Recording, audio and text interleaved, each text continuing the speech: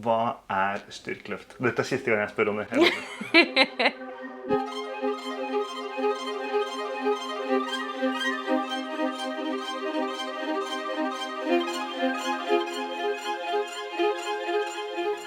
Styrkeløft en kraftsport som består av 3 øvelser. Knebøy, benkpress og markløft. Man har 3 forsøk hver øvelse. Og det beste løftet gjelder. Setter man sammen de 3 løftene til et total. Den med høyest total vinner.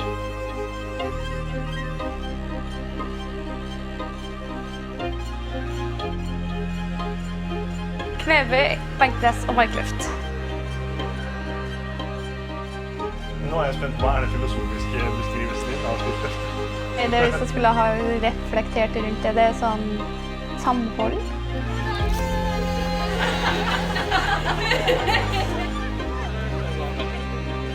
Lidenskap.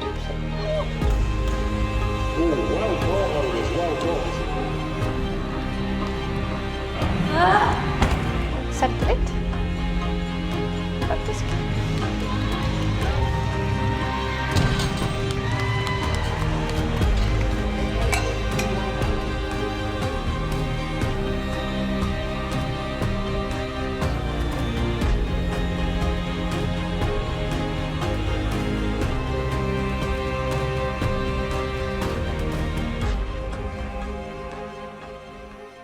Jeg heter Nicolas van Eck, og siden 2021 har jeg fulgt landslaget i styrkeløft helt fra VM i Stavanger til The World Games i USA.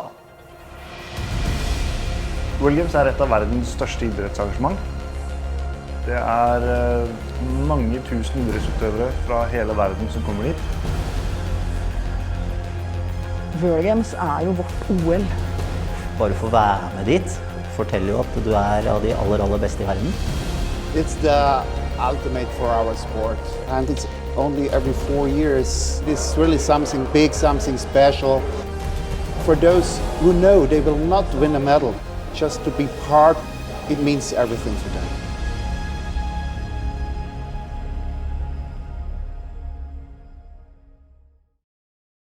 Dette landslaget som vi sendte ned.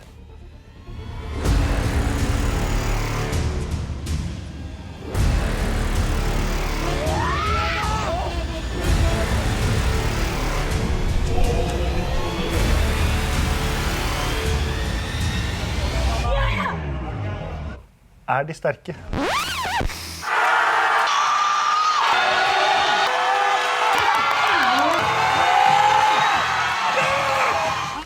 Ja, de sinnssykt sterke.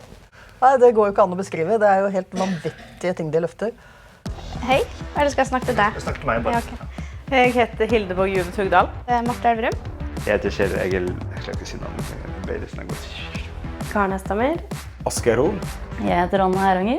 Jeg heter Kjell Egil Olborg Bakkeløv, kommer fra Gjøvik, bor i Oslo og driver med styrkeløft. Styrkeløft. Og driver med styrkeløft. Hva styrkeløft? Styrkeløft en kraftsport. 3 gode, fantastiske øvelser, eller i hvert fall 2 av de da. Noe du kan... Noe du kan drive med. Jeg klarer ikke å snakke, Nicolas. Nei, men det går helt fint. Ok. Knebøy, ja, det å konkurrere i 3 styrkeøvelser, det. Knebøy, benkpress og markløft. Man starter med innveiing 2 timer før stevnestart. Så må man veie inn i gitte vektklasse. Så varmer man opp til først knebøy, og så har man 3 forsøk på plattingen. Og så går det samme da i både benkpress og markløft. Setter man sammen de 3 løftene til et total. Beste total vinner. Relativt enkel idrett å forholde seg til. Ja, det jo det. Det jo løfter fra A til B, liksom. Det ganske enkelt. De legger så mye i det, av trening og innsats, og de helt dedikerte.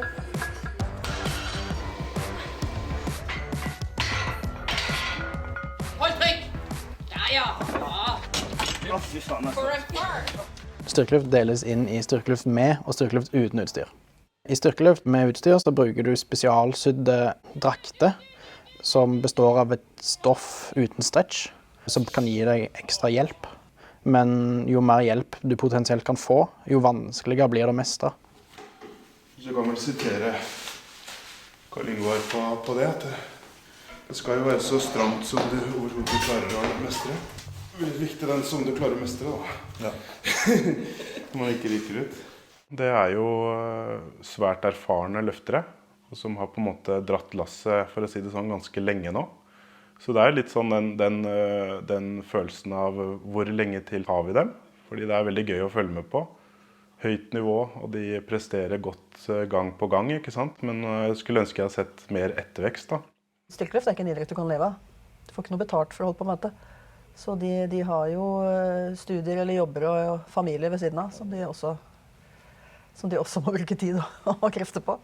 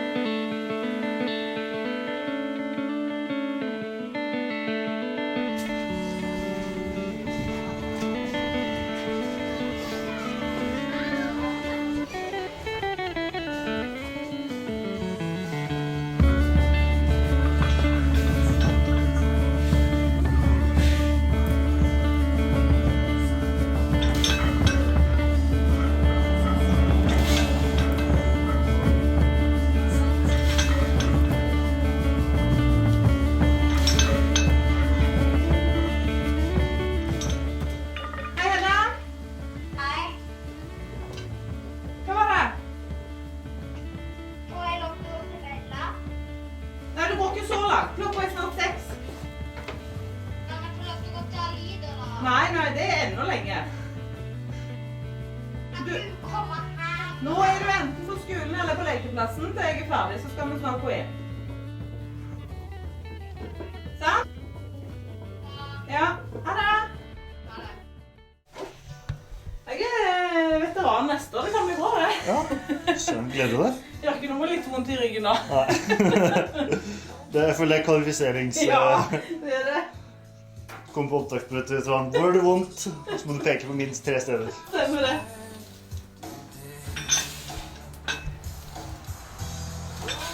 Nå blir jeg 39 i år, og jeg begynte så smått som i 13-14-årsalderen. Ja. Og mitt første stevne som 15-åring.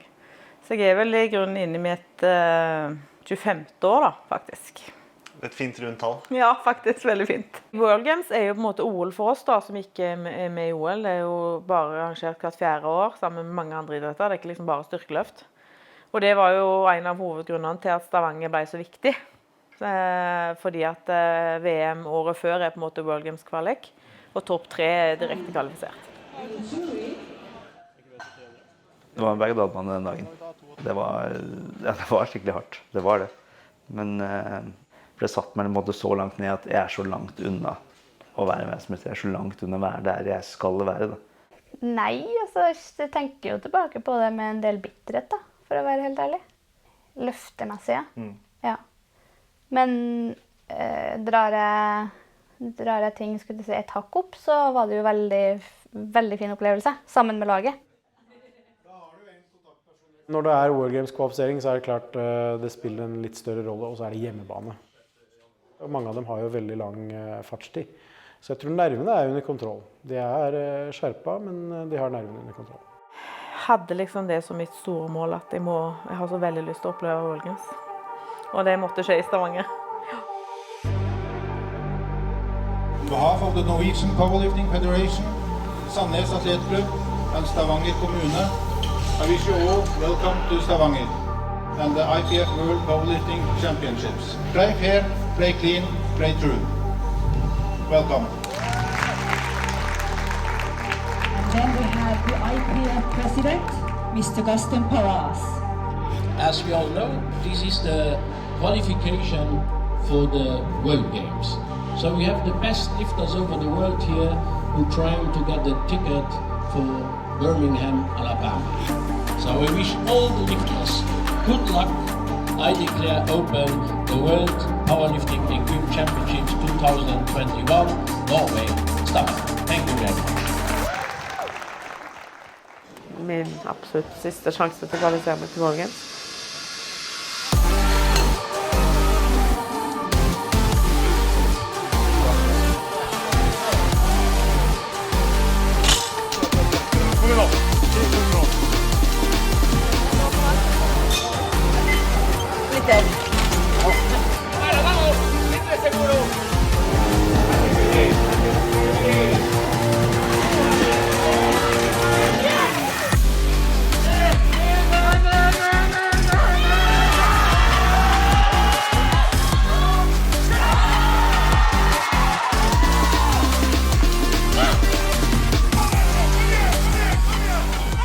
Det gikk egentlig veldig bra. Jeg var sånn litt på vei tilbake igjen da, etter svangerskap og egentlig vært et par år uten stevner. Jeg trengte lengre tid på å komme i VM-form, følte jeg, men når det først i Norge da, så ville jeg jo selvfølgelig være med. Possession into the silver medal. Det var bare et sånt ønske- og drømmemål som jeg hadde satt meg, fordi at jeg visste litt hva medaljen hadde gått på i knebøy tidligere, og det jo min sterkeste øvelse.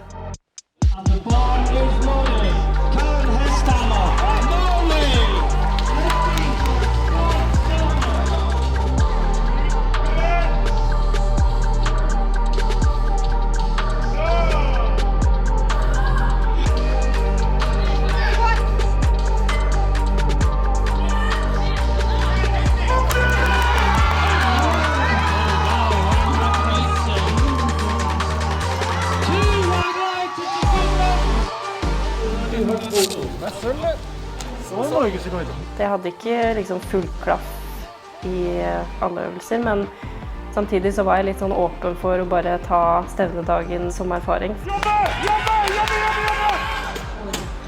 And that's a no lift, unfortunately.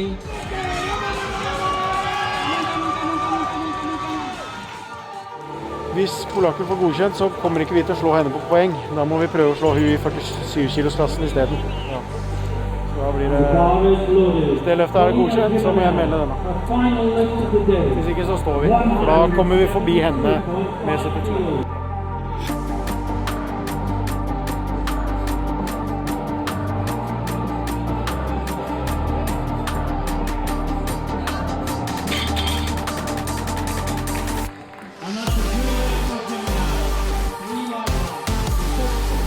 We have a change, and the bar goes to 175 kilos, please, for Karen Hesthammer.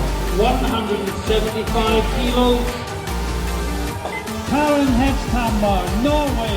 Final attempt. 175 kilos.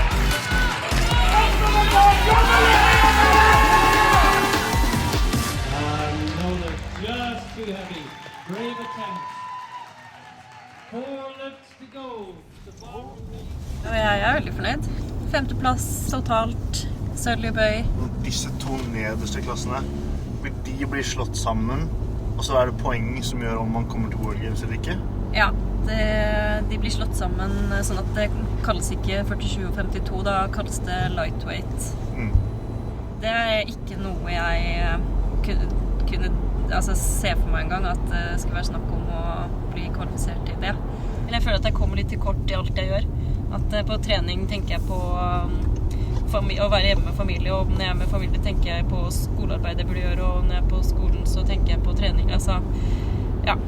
Hva tror du kommer til å skje med fokuset hvis resultatene står og det plutselig blir USA neste år da? Da det jo en ny gullrot å se frem til da, så det hjelper veldig. Og jeg tenkte at det blir for dumt å takke nei når man får en invitasjon. Og hvem vet om jeg kan løfte på World Games som kommer neste gang, ikke sant? Det vet jeg ikke. Stram opp. Der, ja.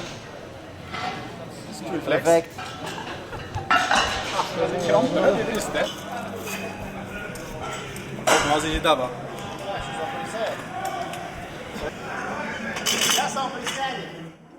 Jeg heter Asgeir Hoel. Jeg bor på en plass i Møre og Romsdal som heter for Misund. Det er en liten øy utenfor Molde.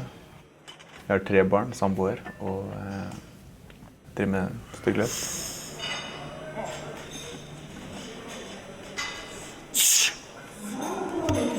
Det var veldig artig for å være på EM, og spesielt på hjemmebane. Du får noe sinnssykt nerver når det er i Norge, og du har lyst til å gjøre det veldig bra. Sist gang så satt jeg og så bare på nett, liksom, og drømte om å få være med, men da var jeg ikke god nok. Jeg tror jeg hadde slet med å være topp favoritt. Jeg setter ikke press til meg selv, da. Og det er enklere enn hvis det kun meg skal bevise noe for det.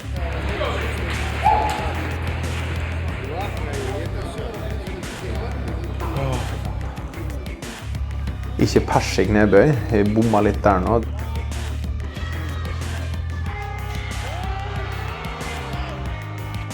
Det var ett godkjent etter knebøy, altså ett godkjent etter benkpress.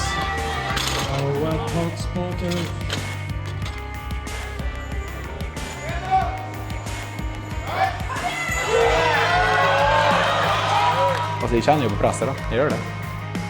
This will put Asker into 4th position in deadlift and 4th position overall.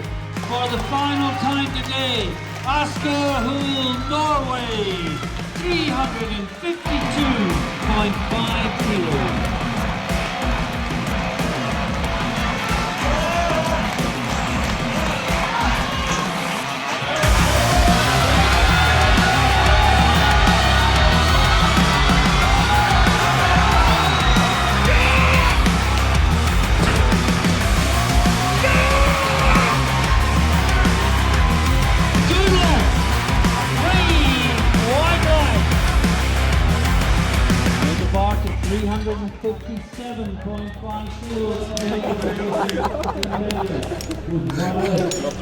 Takk skal du ha. Å, fy faen. Norgesrekord, ja. Det er sykt, altså. På en sånn møkkadag. Ja, det ble 4. plass da. Jeg var egentlig litt sånn misfornøyd med egen innsats, og liksom hva jeg hadde håpet å få til, og hva jeg liksom skulle få til. Men 4. på VM, det er ikke dårlig det, altså. Det er heldig, altså. Det var sånn, jeg har ikke trodd at det skulle være World Games plass da, fordi det slår jo sammen 2 vektklasser, både 93 og 105, men når jeg fikk beskjeden så ble det var bonus, altså. Skikkelig bonus. Du må være snill. Ja. Tøff i trynet. Ja. Hei. Men du skal ikke ha med bomsen ut. Ta hei. Så legg det. Og slipp. Sånn, ja. Og så skal vi snart ut. Jeg lover det. Jeg skal snart. Jeg heter Marte Elverum, 31 år. Kommer fra Nord-Trøndelag og driver med styrkeløft. Drar jeg ting, skulle jeg si, et hakk opp, så var det jo veldig fin opplevelse sammen med laget. Og hele arrangementet og arrangørklubben og det å få lov til å konkurrere igjen etter covid. Så fantastisk, men sånn løftemessig for min del, så går jeg ofte tilbake i hodet og tenker bare, faen også at jeg ikke bare hadde en bedre dag i bøy eller i benk, og så at det på en måte, det var så nærme at jeg kunne ha nådd det målet da. Og så bare går det ikke. Målet om gull på VM? Ja, gull på hjemmebane.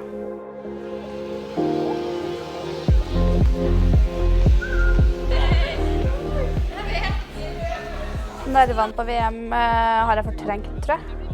For det var jævlig. Da var det lenge siden konkurranse.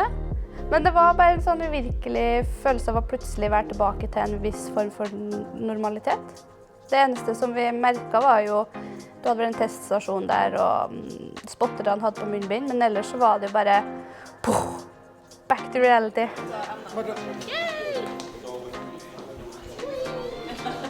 I'm excited. Hello.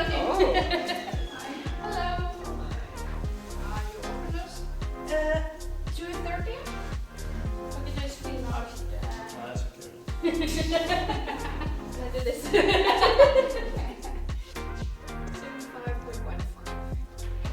Thank you, ladies. Oh, sorry.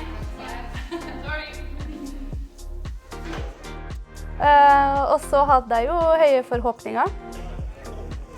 Alle vi andre rundt så jo hun gjøre et kjempebra mesterskap. Og bare det å ikke bli rødlampa ut av mesterskapet er en prestasjon. Bare det å være der er en prestasjon. Ja da, vi kan finne på masse sånne trøstende setninger. Men det er ikke det. Ingenting av det vi sier gir hun noen ting. Hun kjenner alle feilene. Hun kjenner alle tingene som ikke var i flyt på det VM-et. Det er direkte ufint av noen av oss andre rundt å ikke ta hennes utsagn på alvor, da.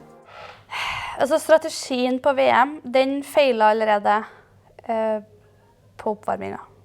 I forkant så hadde jeg snakket med dem som coachet meg den dagen og sagt det at i dag så er jeg faktisk så nervøs og så spent, så i dag må jeg bare fokusere på meg selv. Jeg vil ikke vite hva de andre løfter. I dag så retter jeg fokuset innover. Fortsett. Egentlig på nomineringen så lå jeg ganske godt over dem under meg. Så jeg tenkte, her må vi kanskje safe, så vi åpnet veldig lavt. Det så kjempebra løft. Litt for kort, men veldig stabilt. Burde vi ha sagt at her må vi bare gønne på. Skal vi ha en sjanse, så må vi bare gutse. Vinn eller forsvinn. Det er bra det her da. Men mangler den mye, eller? Nei, det var parallelt. Jeg tenker på oppgaver når jeg skal ut og gjøre en bøy, uansett om det er første, andre eller tredje løftet. Gå til den i stanga, få stanga der den skal ligge, tøffe i avløftet, gå ut, stå der du skal stå, signal. Altså, det blir veldig sånn mekanisk egentlig, og det er der det bør være. Hvis jeg tenker sånn nervekurve, så første bøy.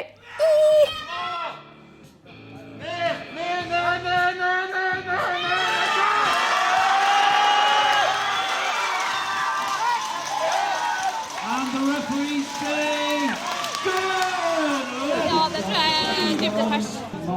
Jeg måtte jo høre på Erik da, vi sa jo det. Vi må bare sette oss som F, liksom. For jeg vet jo en av der, hoveddommeren, er streng,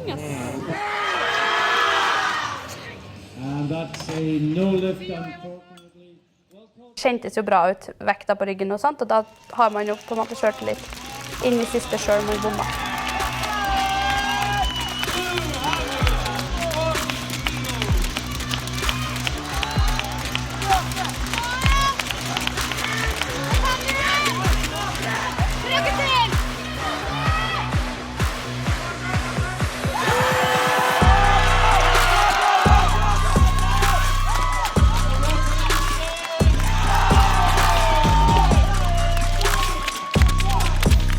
Det er bronse i bunn. Riktig? Nei. Det gjorde ikke det, men det er jo medalje. Mellom øvelsene så kan det være ganske hektisk. Mest hektisk er det jo fra bøy til benk. Men strategien i benk er som regel bare å plukke de kiloene man kan plukke.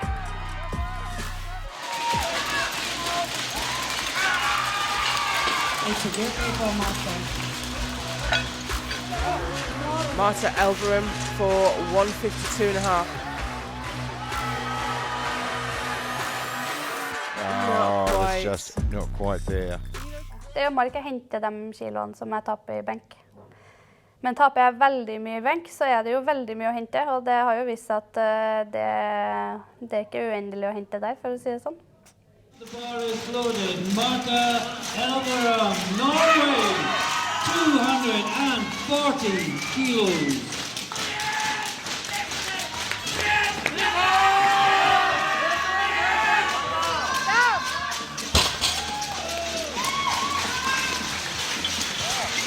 No lift. All three referees give blue for downward movement. Jeg husker jeg mistet vel litt balansen og fikk på nedoverbevegelse eller et eller annet sånt. Unødvendig ting å få underkjent løft på, rett og slett. And the bar is loaded. Marta Elverum, 240 kilos.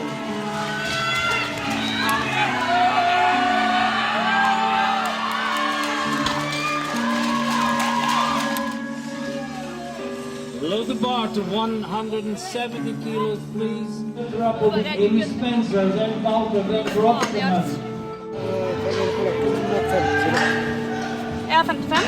Ja, det er gull eller ingenting. Totalgull? Vi kan vente med å melde det. Hvis hun drar sin neste, så er det sikkert på 60. Du vil bare prøve da for gull. Ja. Du vil ha totalgull, ikke sant? På sølvet er sikkert? Ja, rekorden har du selv. Da er det jo, altså, Ja, det er gull på no-brainer. hjemmebane. 4 som faen, altså. Det er... Folk som ikke har dratt 200 i markløft, vet ikke hvor sjukt det er.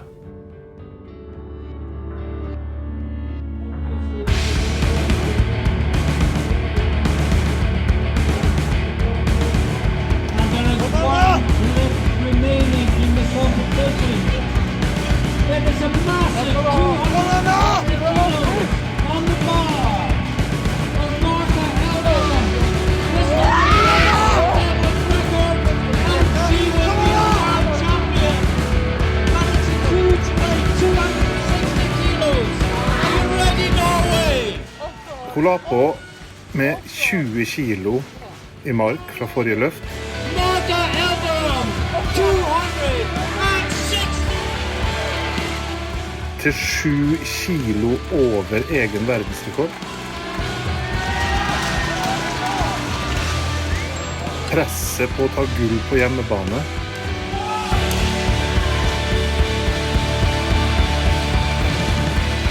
Det ville vært ekstremt bra.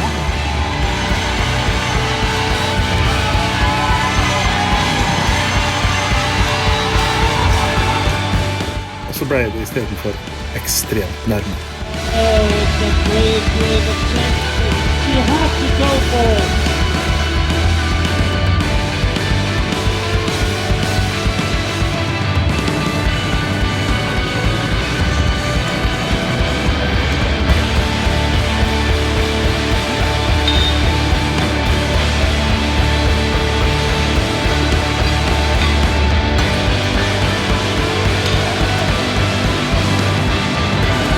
Gold medalist, world champion 2021 from Poland, Agata Sitko! Ladies and gentlemen, please stand for the national anthem of Poland. For deg nå i dag, da, hvorfor er styrkeløft viktig? Det er jo en integrert del av min identitet. Det er en så målbar idrett, og det gir en så god følelse når du får til det du har satt deg som mål. Og så er det jo perioder der du ikke oppnår de målene i det hele tatt, men da blir jeg gjerne innbitt og skal faen meg nå de målene likevel. Og så har jeg liksom merket veldig godt i perioder der jeg tenker, nå skal jeg ikke tenke så mye styrkeløft og ikke legge så mye vekt på liksom den, kan man kalle det 24-timersutøveren, og spise riktig og sove riktig, og rutinene og sånne ting. Men så ser jeg gjør det jo likevel. Det er en helt naturlig del. Og så skal jeg bort noen plass og tenker jeg på hvordan mat skal jeg ta med meg, fordi at jeg liker det. Jeg liker å legge meg tidlig, jeg liker sove. Så jeg kan jo like så godt holde på med styrkeløft på toppnivå. Det er ikke så stor forskjell.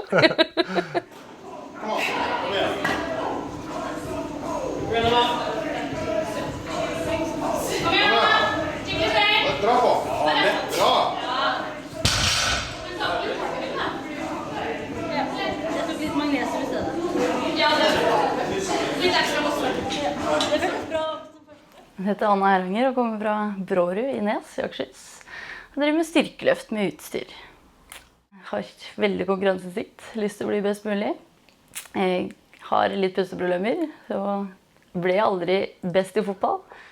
Så møtte jeg en styrkeløfter på et vanlig gym som sa at du er jo ganske sterk. Skal du ikke bli med ned på OSK og se hva vi driver med? Og så lurte jeg meg ned dit, og så har jeg blitt der siden. Jeg tenker med en gang at her er det et kjempetalent. Da. Altså man ser ofte på løfterne med sånn trenerøye med en gang, da, og ser at her er det mye potensial. Og det viste seg å være også. Er det noe som heter typisk styrkeløfter? Vi gjør jo dette fordi vi synes det er kjempemorsomt å løfte tungt. Det dugnadsbasert alt sammen, så både klubber og landslag. Altså det er ikke noe penger å tjene i det hele tatt, så alt jo for gøy. Fra klubb til landslag. VM 2021 da, hvordan kjentes det etter tid? Det var jo utrolig mye følelser da. Gudene vet hva som egentlig skjedde der, men...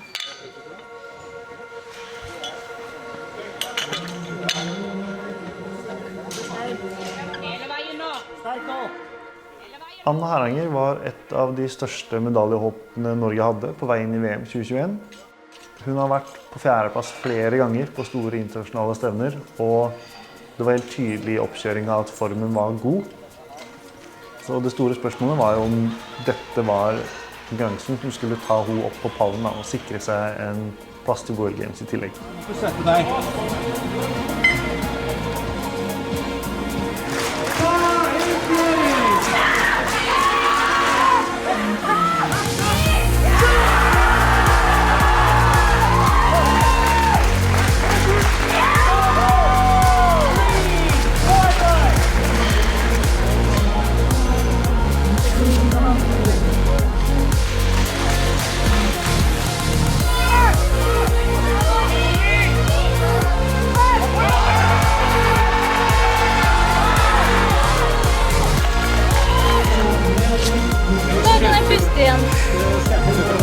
And my name's Jo Whiteley, I'm here with Gary Williams, and Gary, we've seen some phenomenal lifting so far. Look, this whole week has been out of control. And these are the overall placings now. From 3rd, 4th and 5th place, there's only 5 kilos in it. But if the lifters pull the same weight, it's the lighter body weight that takes the advantage.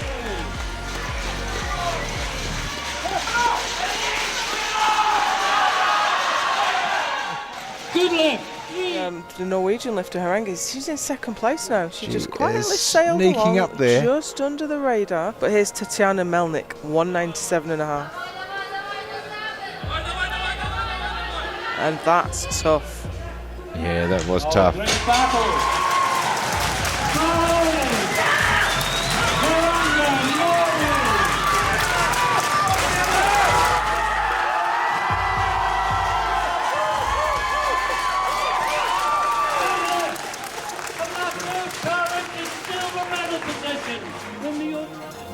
And this is to move back up to silver medal overall.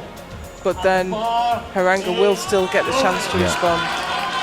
And she's a fighter. Isn't she just? I think she might have locked that knee She's early. not going to quit on it. She's not going to quit. Oh, I'm not sure. For å få et godkjent løft må du ha 2 av 3 lamper hvite.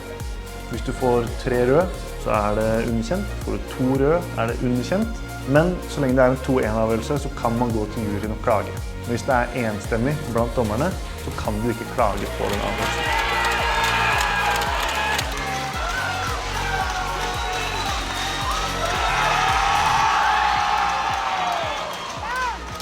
And the referee saying no. She's on the podium at the moment. But she is not safe because Tatiana Melnik has been given an opportunity to take another attempt. Very nervous wait. Det ble jo gjort åpenbare feil, som i sterk grad påvirket medaljefordelingen. Juryen lot seg påvirke fra et hold de ikke burde ha latt seg påvirke av. Tok en avgjørelse som uavhengig om den var riktig eller ikke, det å tildele et ekstra løft eller omforsøk til en løfter, så ble det gjort på feil måte. Får du omløft i 3. runde i markløft, så skal du komme etter deg selv. Og de andre skal da kunne justere ut fra hva du gjør. Så der grep man inn og fratok folk muligheten til å få endret sine resultater. What happened? Nei, bare protest. Jeg vet ikke hva jeg skal skrive. Her reglene 100% sånn at hun må gjøre det før. Kom inn.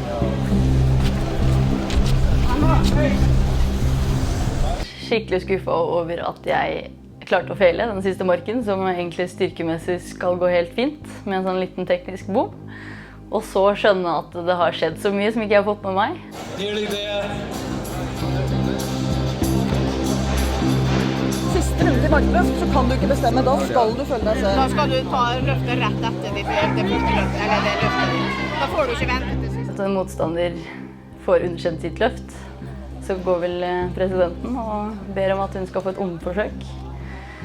Så jeg hadde jo slått henne, selv om jeg bomma, siden hun ikke fikk godkjent. Og så får hun dra et nytt forsøk etter meg igjen, den fjerde markløft. Here she comes. She is a seasoned competitor. Yeah, I mean, that's the thing. Is the motivation of the silver medal enough? She hasn't had a lot of rest between either.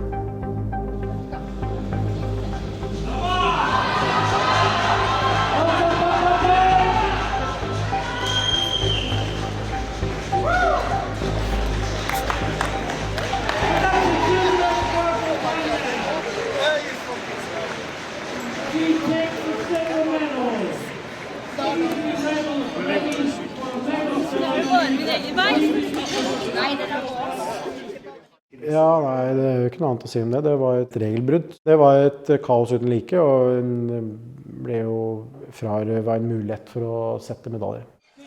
Well, you couldn't ask for a more exciting finish to the women's 84s than that. 3 places, the podium decided on bodyweight. It was just...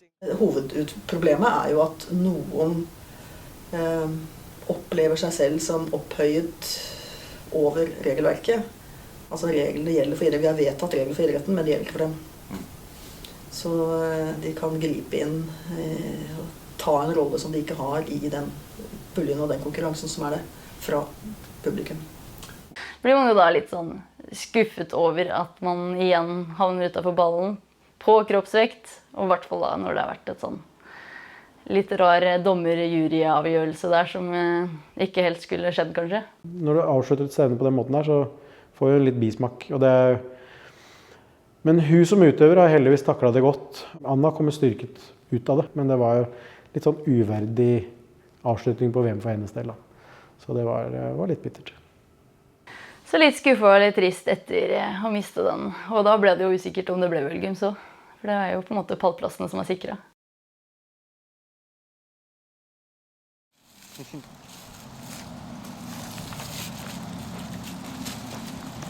Hadde du plukket opp den hvis jeg ikke filmet? Ja, hadde det. Når det er under postkassa så blir det litt sånn... I nabolaget? Ja. Ikke alltid man har gjort det, men jeg var litt flink. Du kom jo inn ranka som nummer 1 nå. Betyr det noe? Altså, det kommer kanskje en liten tanke noen ganger at liksom, det er de som jager meg, da. Men samtidig så er det sånn, det viser at jeg er den beste, da. Så jeg må på en måte bare fortsette å gjøre det jeg gjør.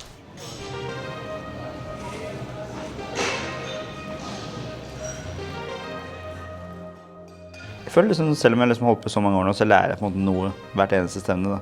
Noe man kan ta med seg. Og i hvert fall prøve å gjøre bedre. Bare det å ha tanken om at noe ting kan bli bedre, det er jo en motivasjon i seg selv. Jeg hadde jo veldig lyst til å vinne, da. Men jeg var jo liksom litt inne på tanken også at ok, jeg kan få sølv eller bronse, da er jeg fortsatt med til World Games. Han er jo ekstremt god.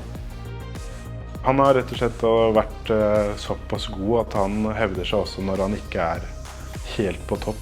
Han er faktisk ikke det nå i den delen av karrieren han er nå, men han er fortsatt veldig vanskelig å slå. Styrkeløft er jo kombinasjonen av mange kvaliteter, ikke sant? Og når du ser på de aller beste, så må du ha en hel pakke. Da må du være god i alle øvelsene. Du har han jo disse kvalitetene med at han er jo ikke verdens lengste mann, men samtidig er han fullpakka med muskler. Og ofte når du ser på de da som er litt kortere bygd, men så grove da, så mangler de jo grepet, ikke sant? Men han har jo hender som en 90-mann. Og med den ramma der da, så blir det ekstremt når de i tillegg har huet som skal til da, for å trene hardt på toppnivå. Han har full pakke. Det handler på en måte om å prestere når det gjelder. Jeg er jo utrolig ræva på trening, og har alltid vært. Men bare få det der presset gjør at man løfter bedre. Og det er noe jeg på en måte synes er utrolig vanskelig. Når man kommer på stevne så er det et ekstra press også, fordi det er jo ikke vekter jeg løfter på stevne, løfter jeg ikke på trening på en måte. Jeg kan ikke være så høyt oppe fordi ja, Måneder tør ikke, vil ikke. Vil ikke er vel kanskje min sånn følelse som kommer mest. Jeg har ikke lyst. Det er ikke verdt det. Og det er veldig sykt. Og helt tatt å ha de tankene, men jeg kommer på en måte ikke unna hvem jeg da. Det er bare en del av meg da. At liksom jeg må ville det da. Og på VM så var det litt sånn, ville jeg det nok der? Jeg vet ikke. Altså om oppvarmingen har gått bra eller dårlig, en god utøver nullstiller seg ofte da. Det vet alle som har konkurrert en stund, at hvordan det så ut på oppvarmingen og sånt, det trenger ikke ha så mye å si, for det er da du må skjerpe deg skikkelig og ta deg sammen, og så få gjort det på plattingen, er det som teller. Det er et stevne man har tenkt på veldig lang tid nå, at det skal klaffe. Kommer ut på plattingen.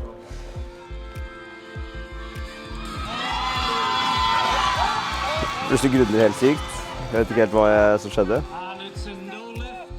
Så tenker jeg, ok, jeg har fått underkjent første før, det går greit. Da går vi for det andre. Kommer ikke opp igjen, har ikke sjans. Jeg er ikke sterk nok. Ja, jeg kjente liksom det at jeg bare datt ned, og bare Alistair kommer og bare...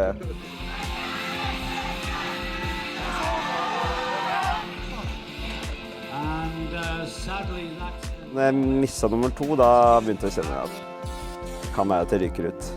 Det siste som jeg sa til kona mi liksom, var sånn at ja, men det går. Jeg har aldri ryket fra et stevne, så det kommer til å gå fint.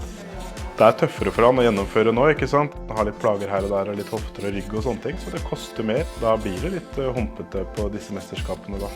Det gjør det. Det begynner å røyne på litt.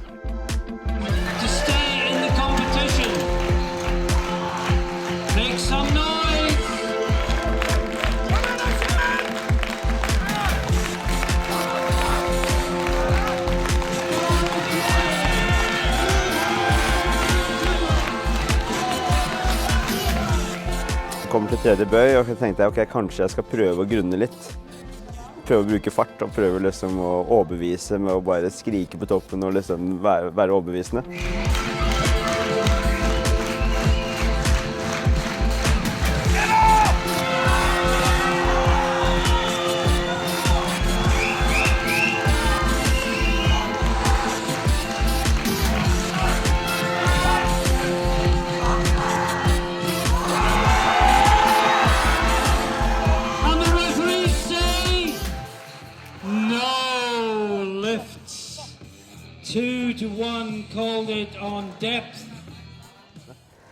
Så fikk jeg underkjent der også, og da, ja, jeg røk ut. Men jeg fikk en godkjent lampe, vi må jo ha 2. Gå på baksiden der, sier til Lars, gå til juryen, vi har jo ingenting å tape. Jeg hadde ca. 0,00% sjanse, trodde jeg at det var for at den skulle bli godkjent. Jeg føler at det kanskje ikke går så ofte den veien, og det er helt greit. Dommerne ser det de ser. Og tenker, det var det da.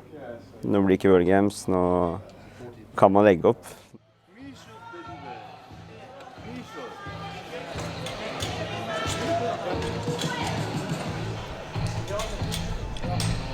Men så var jo juryen enig, at de mente også at det var godkjent.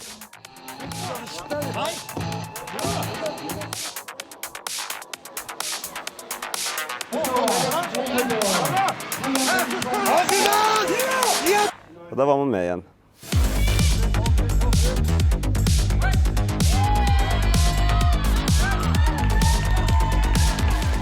Etter den enorme skuffelsen så er det rett på benk, ikke sant? Du har veldig dårlig tid. Han var i ferd med å liksom forlate lokalet. Men så får du den beskjeden, og så bare, oi, nå må du prestere i benk. Nå må du gjøre deg klar til mai.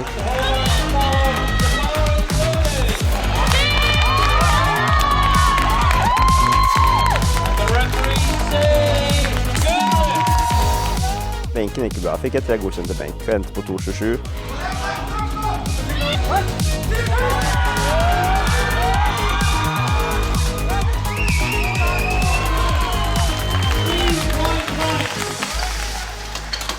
Jeg var jo 45 kilo bak Olek. Og visste at nå måtte jeg bare prøve å ta igjen så mye som mulig. Så jeg var jo ganske utladet, og ja, jeg var liksom på en måte litt ferdig. Men jeg hadde jo så lyst. Jeg har jo så lyst til å få det til. Det er liksom, jeg vet at det står jo bare på meg. Hvis jeg klarer å dra en bra nok mark, så vil jeg jo vinne. Kommer ut, plattningen.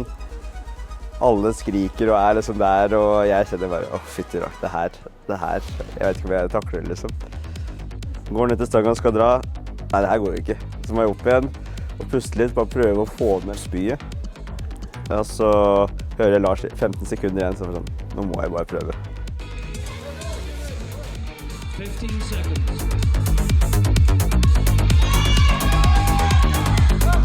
Drar det gikk jo helt fint.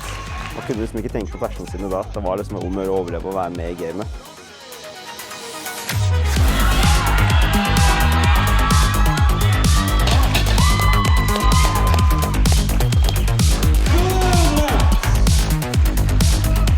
And we have one more left in the second round. Og så siste marken prøvde Olek på 3.10. Og hvis han måtte det, så måtte jeg dratt 20 eller 25, altså et eller annet sånt. Heldigvis så bommer han der, så jeg kan gå inn på 3.15. He needs this lift. 315 kilos.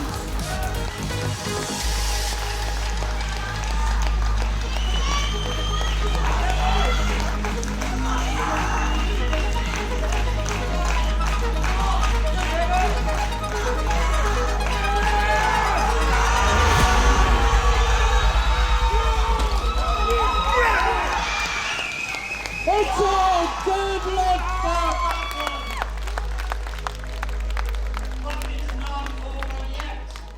Men nå må jeg liksom sitte og vente på at den siste skal dra, og det er en ganske vond følelse.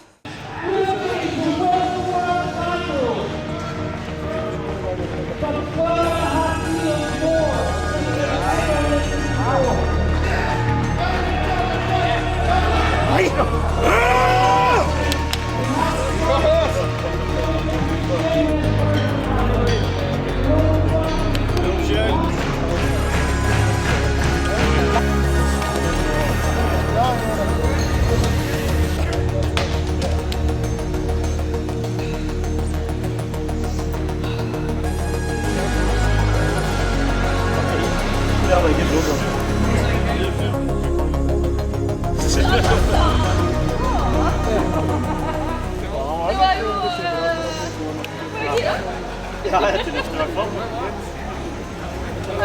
Gratulerer. Det var veldig bra. Tusen takk. Du har virkelig satt nervene helt inn, ja. Ja, det var ikke noe superdag. Å ryke ut i bøy til å vinne VM, det er liksom...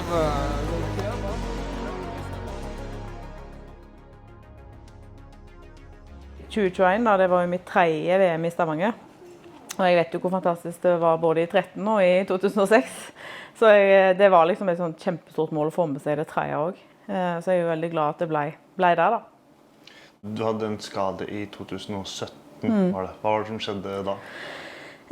Det var på EM, åpningsløftet mitt i benkpress. Akkurat hva tror jeg nesten ingen som vet, for det var veldig spesielt. Jeg var egentlig oppe, og det sklei veldig fint. Så ventet jeg liksom bare på rack-signalet. Og akkurat da så fikk jeg en liten sånn bevegelse i stanga med 2.20 da. Og så klakket hele albuen ut av ledd.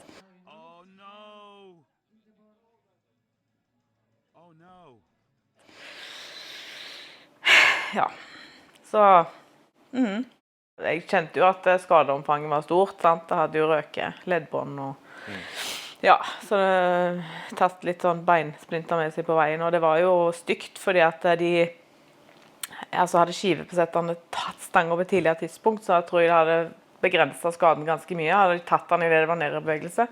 Men jeg rakk liksom å komme helt ned, og jeg lå bare... De klarte ikke engang da å fjerne stangen. De var ikke sterke nok, rett og slett. Og hva var det neste som skjedde? Eller hvordan var tida etterpå? Nei, det var jo veldig usikkert.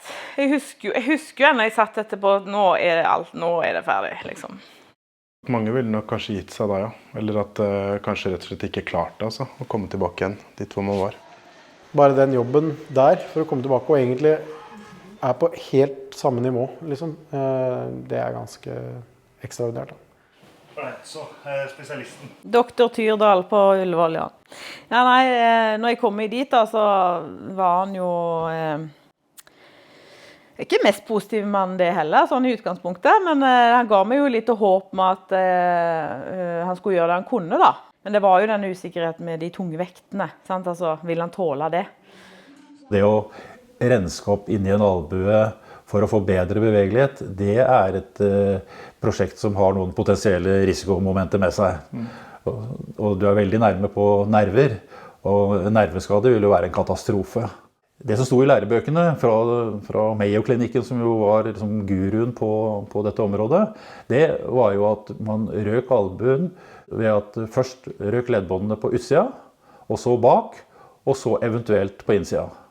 At man kunne altså da få albuen ut av ledd uten å ryke leddbåndet på innsiden, men at det alltid røk på utsiden. Dette var for meg det helt klare beviset på at det omvendte kunne skje.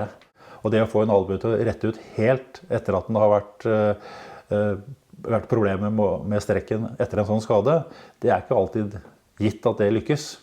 Han sa vel egentlig at jeg tror nok ikke dette blir så stabilt som du trenger for løftingen, men vi skal prøve det liksom, først. Det gjør jo ingenting om du har en albue som litt sånn, hvis du ikke skal benke. Det var jo det siste lille for fullstrekk som koster mest da. Klart at her oppe så ser du jo framgang når du sitter og tøyer hver dag. Mens når du liksom nærmer deg strekken, og du lurer på om du faktisk får fullstrekken, så det jo ekstra viktig. Her da den magiske redskapet. På det tidspunktet så var jo de små, det var jo bleieunger. Tidlig i seng, og så ok, nå skal jeg se meg ned, halvtime. Så var det kanskje gått 17, og så begynte vrellinga. Mamma! Jeg bare, hold ut. Så de gangene jeg måtte bryte opp da, så måtte jeg begynne på nytt igjen. Så han sa det dette som skal til. Liksom. Det var jo akkurat dette VM-et her som fikk meg til å sitte med en flaske hver eneste dag. Og det her skulle jeg liksom. Det hadde jeg bare bestemt meg for. At det var motivasjonen til å komme meg ut av det. Så jeg bare, nei, søren ta, kvalifiserte jeg, så den plattingen skal jeg på, men jeg skal trilles ut.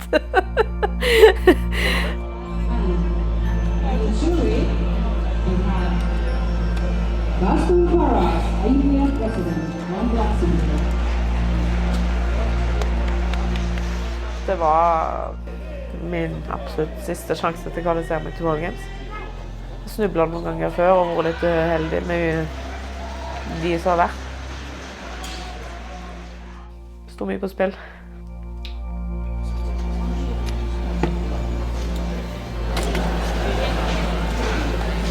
Kjenner meg. Ja, alt spesielt ekstra på hjemmebane, når du vet du har enda flere i salen enn du pleier å ha. Litt til. Du har ikke sett på trening. Lett og fint nå. Kom igjen.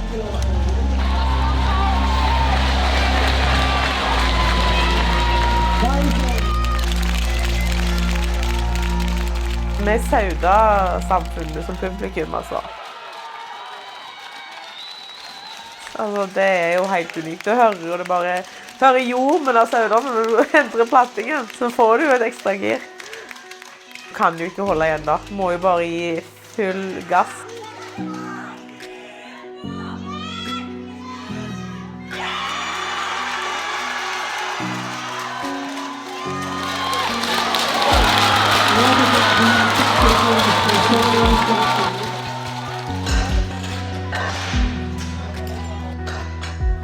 Hovedmålet var jo egentlig å sette benken.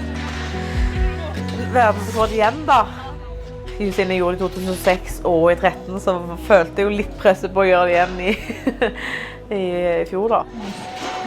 It's going to be a wonderful Prince competition today, I think. Very slowly for Hilleberg Hugdon, Norway. World record of 10.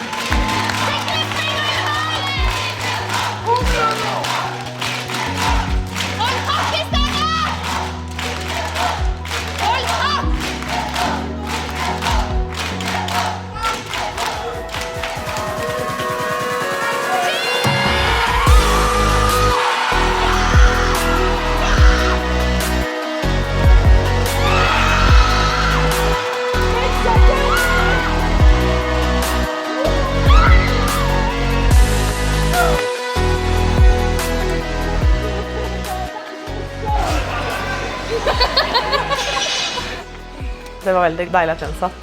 Det var et lett og greit løft også.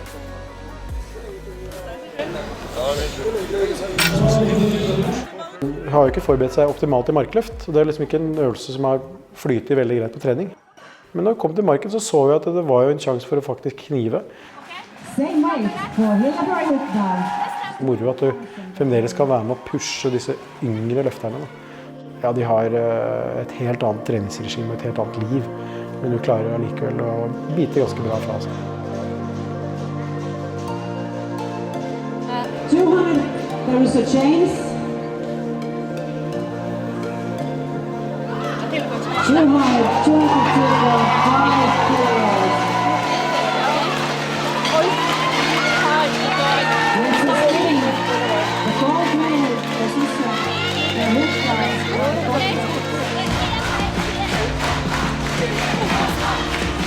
Boris Lodi for Hjelleberg Hukka!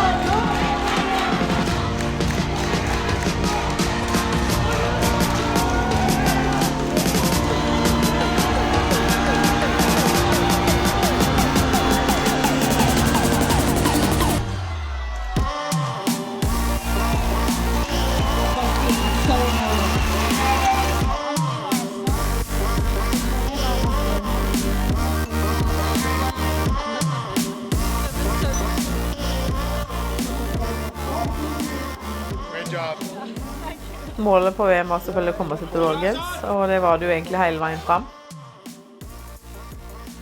Selv om jeg var i tvil noen ganger om jeg var i stand til å klare å løfte der, så bestemte jeg meg ganske tidlig at jeg skulle gjøre det jeg kunne for å stå på den plattingen, selv om det ikke ble kanskje den største drømmeopplevelsen jeg har hatt.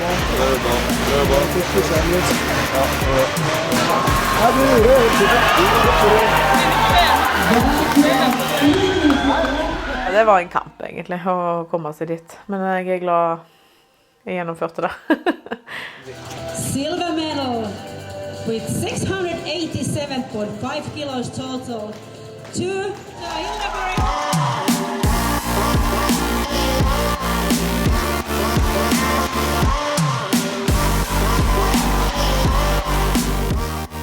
Det bare World Games. Ja. Ja. Og så det fryktelig synd da, at jeg ikke der jeg ønsket at jeg var nå, altså i mitt livsform og liksom fortsatt vei opp. Det bare å innse realiteten at jeg tror den tiden forbi. Men jeg har veldig lyst til å oppleve det, rett og slett. Altså atmosfæren, stemningen, andre idretter samtidig, åpningsseremonien, liksom. Jeg har liksom lyst til å ha vært der da. Så liksom det å senke de ambisjonene jeg vanligvis har til stevne da, til bare å delta, eller, sant? Men det på en måte greit, for at jeg nå har liksom klart i hvert fall å kvalifisere meg, og det var stort nok. Så man tar mye motivasjon av å se de andre løfte også. Gleden det gir av at folk lykkes, og så tar man jo også med seg litt av de skuffelsene når ting ikke går som de skal også. Man må jo på en måte bare prøve å tenke at man skal bli bedre som et lag. Det trenger jo ikke være å vinne eller sånne ting, men bare løfte bedre. Det er jo det det handler om. Det er det folk har lyst til. Dette er jo faktisk lokalt fra Asnes. Det er når du kjører forbi der. Ytrefilet, biff. Og så skal vi ha litt soppstuing og litt stekte grønnsaker og litt bakte poteter og ja, det er enkelt. Jeg får gåsehud på innsida av kroppen. Så skal vi ha litt vin. Vil du også ha vin, Charlotte? Nei. Hvor stor på det her? Sånn er det.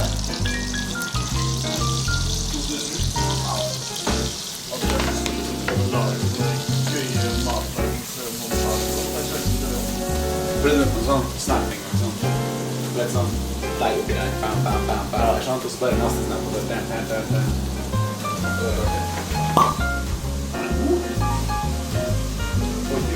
lukta veldig godt.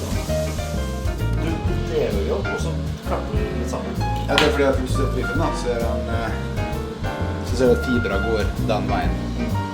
Det er bra marmorering og jeg tror det kommer til å bli rett og slett.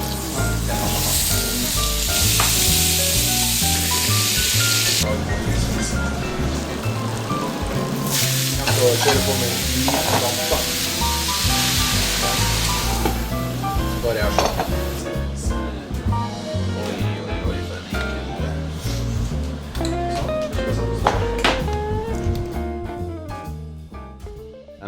siden, så det var bonus også. Skikkelig bonus.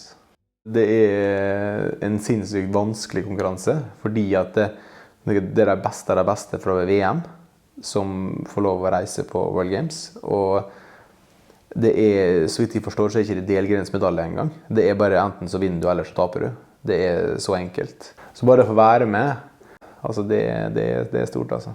Han må bare fortsette å være sånn som han for det utrolig fett. Ja, beskriv Asgeir kort. Han tidenes rocker, da. Han har liksom bare vært der i alle år, liksom. Har liksom ikke gjort så mye ut av seg, da. Men han har vært der år etter år og liksom kjempet inn og fått liksom sin plass på laget, da. Nå har han liksom 3 barn og utrolig masse jobbing. Rett i garasjen, trener liksom, kjører på hele tiden. Har utstyrsøkter alene og liksom gjør alt alene. Det ja, jeg skjønner ikke helt at han har motivasjon til det, eller får det til, men han får det til, og det nesten ingen som gjør det på en måte bedre enn det han gjør nå om dagen. Han er på G, da. Han er en fantastisk samboer som gjør at jeg kan drive med dette her, da. For at jeg spør jo hvert år. Kan jeg ta et år til, liksom? Hun gjør noe sånt jeg kan drive på med det, da. Men da må jeg også være til stede når jeg først er fri og alt det greiene der, da, og liksom ikke trene og sånt, så må jeg nå være pappa, da. Altså en vanlig dag, så nå jeg går og trener, da. Det en vanlig dag, liksom. Ja. Halla. Hvor er du? Jeg egentlig ganske fornøyd med gymmen, da. Dette gympersene mine. Og så var stevnene mine i fjor, da. Det beste stevnene jeg hadde. Jeg hadde 1000 på samling. Dit jeg skal. Ja. Og selvfølgelig da, minner fra VM i Stavanger. Landslaget som skrev på skjorta da. Så det blir litt Kjell da, vet du. Du kan sende til han av det da. Han ser Trynas Kjell da, når han, for der vant han på poeng da, Kjell foran meg. Ja. Han holdt på å vinne hele stevnet egentlig. Så dette var et kjempestevne for meg da. Det den store 400, det liksom det som min hvite val da. Jeg skal ikke komme hjem fra World Games og sitte og tenke på flyet hjemme at faen, jeg skulle ha lagt på mer, eller jeg skulle gjort sånn, eller jeg skal gå fullt ut, liksom. Det blir alt eller ingenting, altså, der. Jeg tror at jeg er god nok til å løfte 400 i bøy. Det tror jeg.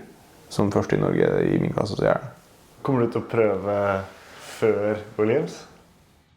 Eller kommer du til å prøve på World Games i hele tatt? Nei, jeg tror han må bare komme når han kommer, på en måte. Det ikke sånn at de vil gjøre en sånn her noe, hva skal jeg kalle det, sånn statement-løfte? Nei, altså sånn grand opening, nå skal han Asgeir på 400. Jeg tror det blir bare sånn, når dagen der, så dagen der. Du må liksom treffe første, du må liksom treffe andre, og så må det være bra klaff på tredje år.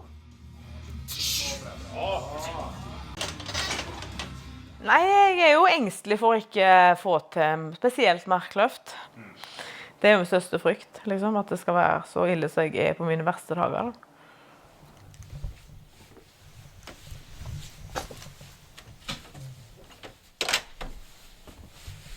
Låser ikke? Nei. Nå er vi på vei til Olaug Saua, naprapat, som har litt behandling. Det er med det i hverdagen her. Vanlig rutine? Vanlig rutine. Noen dager i uka. Jobber jo med området rundt i ryggen, for når jeg har vondt i ryggen, så setter det seg mye ned i setet og rundt fester og sånt, da, så dypmasserer en del rundt i hundeområdene, da, så det. Men husk på flotte vinkler på oss. Ja. Det er jo hans spesialitet. Det er din spesialitet, det er så bra. Jeg vet ikke hvor mye du vil... Ta det i buksa. Ja. Det var det. Vil du si, Hilleborg, at dette er en sånn type behandling som er godt, eller som er godt? Som gjør godt. Det gjør godt. Ja. Du kan godt få prøve litt på veggen. Det er jo å si det at hvis det er noen som sitter, enten mann eller kone eller kompis eller hva som helst, så sier jeg, de siste 5 minuttene skal du få, så skal du få se. Ole er jo kjent for å være litt hardhendt, da, når de sier at jeg er her, så sier jeg at «Uff, klarer du det?» For å si det sånn, jeg er ikke hardhendt, men jeg går rett på punktene. Ja. Sånn? Så du kan sette trykket mitt er faktisk ganske lett. Men de synes det er tungt, fordi at jeg tar rett på, for å si det sånn. Sånn? Jeg har jo holdt på i 42 år, så jeg gidder jo ikke holde på å svømme. Hva er det du stort sett må fokusere på når du behandler Hilleborg? Da er det bekkene. for det meste. For det er jo der hun har liksom problemer med løfting, og det der hun vrir seg litt sånn for oss å dekke over et svart punkt. Og smerte. Og smerte, selvfølgelig, ja. Og fytti faen. Det er aldri noen som liker, det er jo himla interessant. Du har jo aldri lyst til å slutte. Så, nesten som Hildeborg med løfter. Vil ikke slutte. Det er vanskelig å slippe på det miljøet. Jeg tror det er det verste. Nå er det verste. Liksom å tenke på at jeg kjenner jo at styrkeløft med utstyr er kanskje på hell. Liksom. Landslagsnivå når du skal fylle opp de kravene som kreves da, til alt annet. Så er det liksom det der å skal jeg ikke være med de mer, liksom? 25 år. Det er jo langt over halve livet. Så det er liksom, det er nesten største hjertesorgen det. Gi slipp på det, liksom. Hildeborg Hugdal. Ja, nei, hvor skal man begynne med hun? Sånn, jeg husker bare når jeg begynte med styrkeløft, så var jo hun allerede godt etablert stjerne, for å si det mildt. Hun har jo blitt en veldig god venninne, både utenfor og på plattingen. Og det at hun kom tilbake etter den skaden, da tror jeg alle sammen tenkte at nå er det over.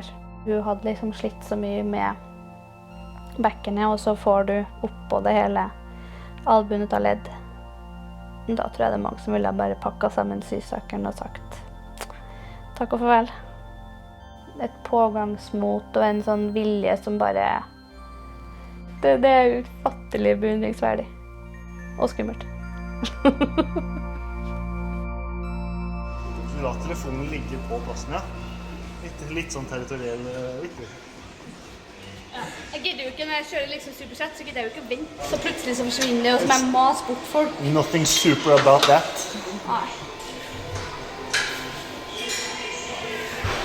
Oi da!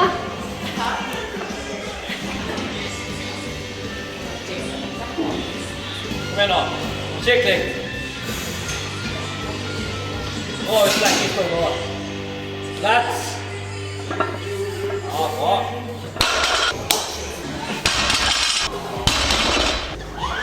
Bra spenn.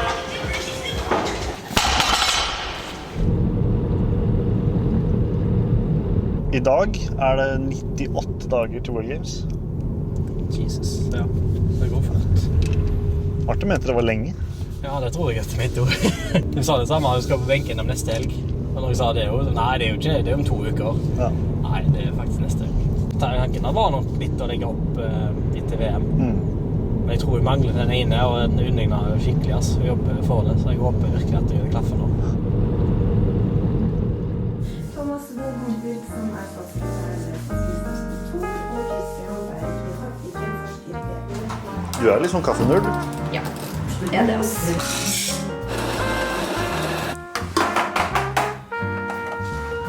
Svinga her.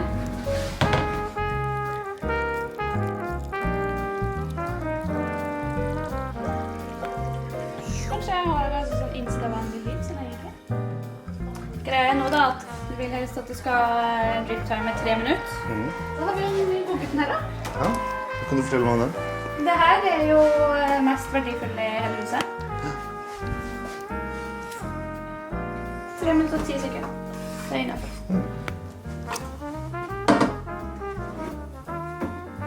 Helle så ikke lufter.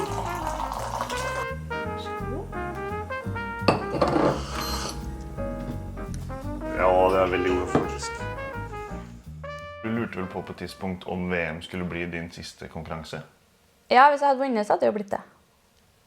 Kan jeg si med selvsikkerhet nå da, for det ble jo ikke det. Men det var egentlig tanken det, at hvis jeg tar gull her, så... Men det var jo med en forutsetning om at jeg hadde gjort et bra stevne også, for det er jo det som jeg føler på veldig nå, da, at treningen har gått veldig bra, og jeg har kommet på en måte opp av den grøfta som jeg har logget ned da. På en måte bare få ut noe av de kiloene som jeg har hatt på trening, og en total som det kan stå respekt av. Hvis ikke så føler jeg jo at alt er slitet, og alt har bare måtte vært forgjeves egentlig. Selv om, ja, det er jo litt sånn hvordan man ser på det, men det er i hvert fall sånn jeg ser på det. Skal vi se da.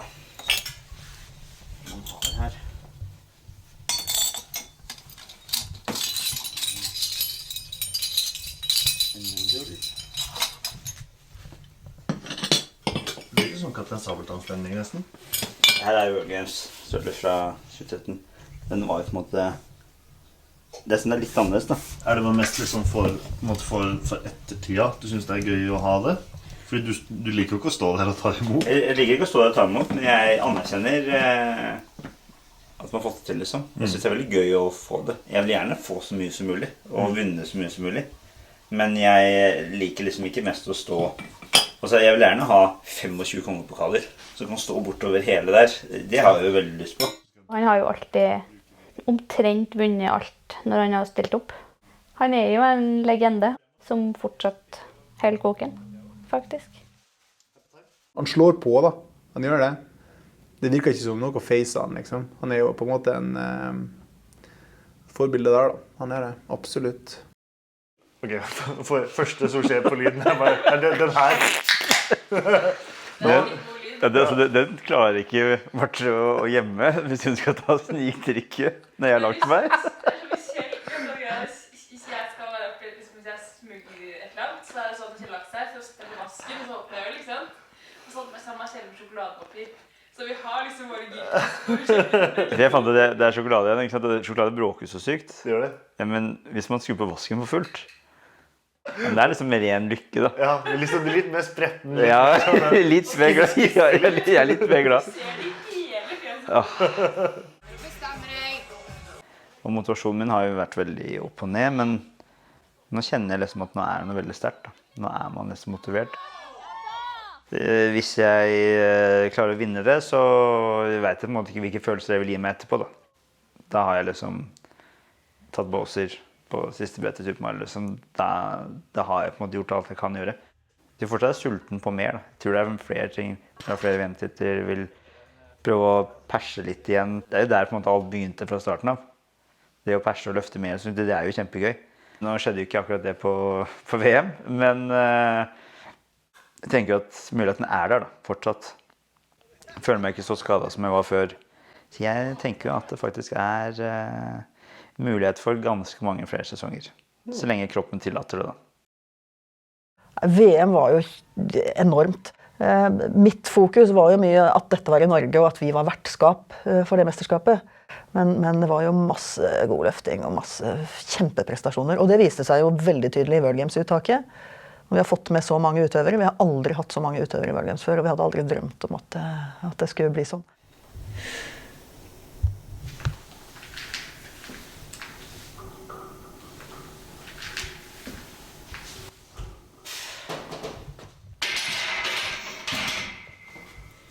Knaser du alltid sånn i knærne, eller?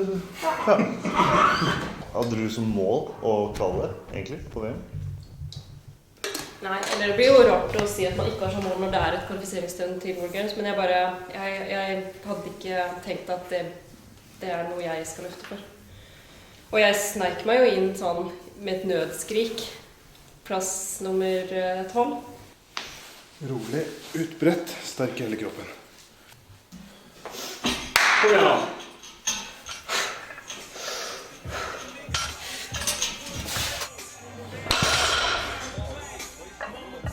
Når kom invitasjonen til deg? Jeg husker ikke, det var vel etter jul en gang, januar-februar, ja, litt etter jul. Fikk du på det som heter wildcard? Ja. Men hva tenkte du når invitasjonen kom? Da på en måte var det litt greiere å takle den fjerdeplassen. Det ble bedre? Ja, for da det på en måte i hvert fall fått sikret plassen på World Games da, som var det som man hoppet på. Så da var det på en måte å sikte inn mot nytt mål og ny oppkjøring. Bruk fart! Bruk fart! Trykke på! Ja da! Følg litt. Nå må det nærme seg, for nå toucher albuen dere.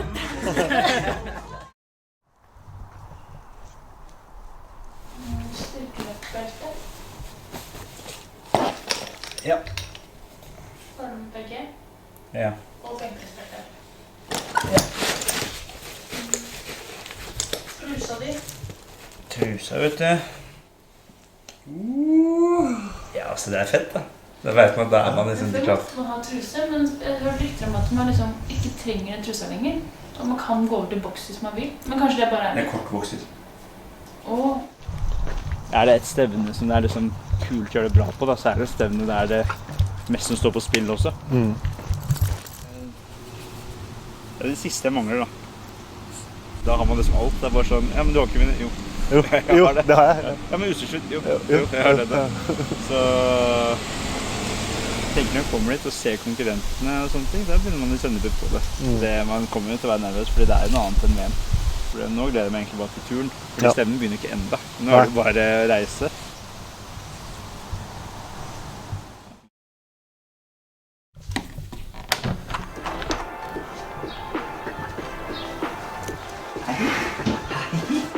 Det så blid. Når de da ser seg selv i speilet, så kommer man til å bli en blogger. Eller en bygger. Ja, det faktisk ikke det som bygger, ja.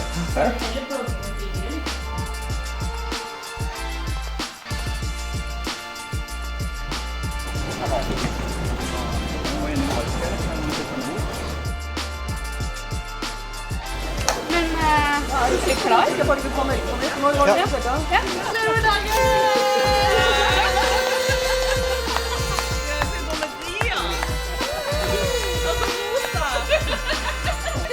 Hvor skal vi nå, Marte? Alabama. Okay. Nå vi på American Airlines, heading to Dallas. Vente der i 6,5 timer. Vi skal videre til Alabama. Ikke bare det som Glenn.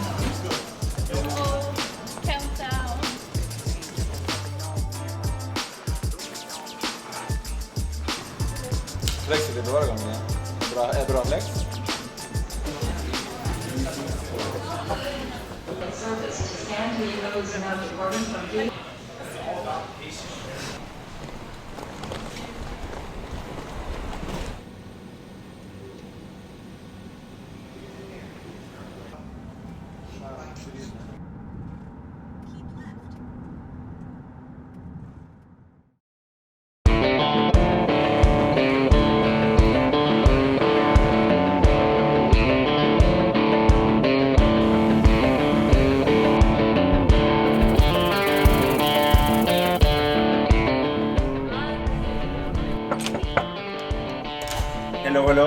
Hello. Kom inn.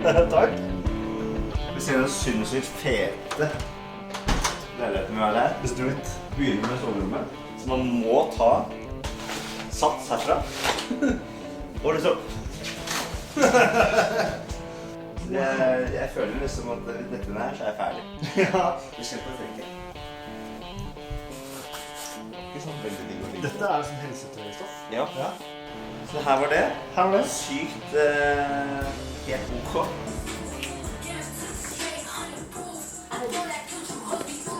Hvem skal ta crib tour? Okay! Woo! Look at my fridge. Yeah. Beverages. Ingen krystall. This is the juice. Gotta have it. Got some bananas. But they're pretty small.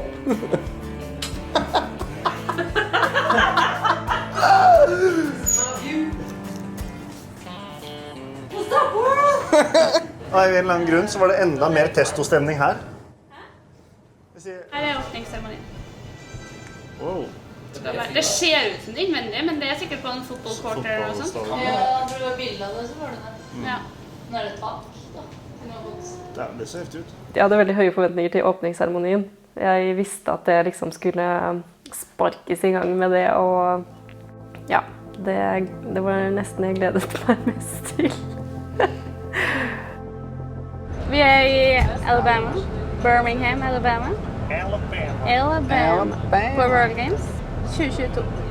Asker skal bøye 400. Det sjukt å melde, altså. Det sjukt å melde, altså, at de skal gjøre det. Skal perse med 7,5 kilo, liksom. 7,5 kilo, det ingenting. Det spiller ikke rolle hvem som gjør det etterpå, da. Gjør det først. Nei, for det var en Asker som gjorde det. Ja. Så jeg har sjans til pallplassering. Min største konkurrent er meg selv, da. Uansett hvor klisjé det høres ut. Det er bare gleder meg. Håper formen er der, og løft foran rått publikum og bare kose seg. Jeg tror Kjell følger presset. Det ene er det presset du har innvendig, og det er ofte det sterkeste. Bare det å på en måte ligge på topp, og så Hvis man kommer på andre da, så får du som regel ikke gratulasjoner. Du får jo å kondolere, beklager at det ikke gikk som planlagt. Alle som her jo vinnere. Alle som her det jo de beste. Alle som her. Ja, men det jo sant. Ja, men det jo sant. All winners! Her nå så det bare tatt det beste, slått sammen, og så det bare så mange plasser. Jeg hadde ikke trodd at de skulle få bli med en gang, liksom. Kanskje jeg reflekterer mer over det den gangen jeg legger opp. Bare tenker, fy faen, det var jo faktisk sinnssykt rått. Men nå så jeg bare sånn, yeah. Jeg så lite spoil det, for det har vært på landslaget så lite i forhold til dere.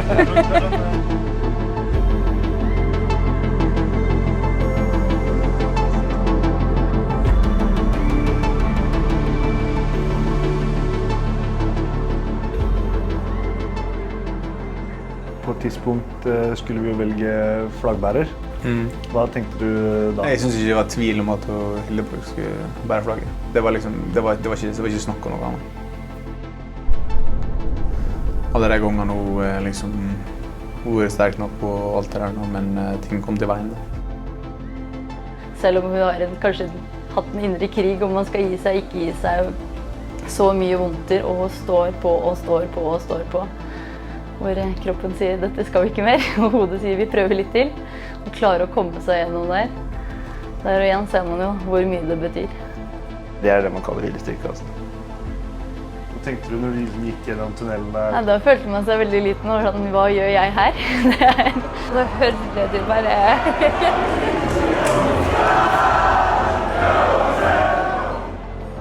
Det var da man skjønte hvor stort det vi med på egentlig var da. Jeg skulle liksom bare kikke rundt og bare, hva faen? Tribunen der med 45 til 50 000 var der for utøverne. Vi så jo liksom når vi sto i bakgrunnen at det var mye folk, men det var allikevel når du trødde inn så bare, oi, wow, her! Dette har vi bare sett på TV. Norway, ja. Føler at du på OL egentlig. Det nok det største jeg kommer til å oppleve, tror jeg, som idrettsutøver. Det det nok. Å være der med disse, ja, det disse heltene, og det noe de folka jeg så opp til når jeg begynte, liksom. Og nå får jeg stå i lag med dem, og på den største plattformen ja, i verden. Så det en sinnssyk følelse. Den var nok noe av det største jeg har opplevd sånn idrettsmessig. Good evening, Birmingham. And good evening to the world. An event that brings 3,600 athletes and scores more visitors from dozens of countries. Det jo en folkemasse som vi aldri har sett maken til. Ullevål ble jo liten. Det jo full musikk, det show, folk jubler. Det god stemning. Veldig god stemning.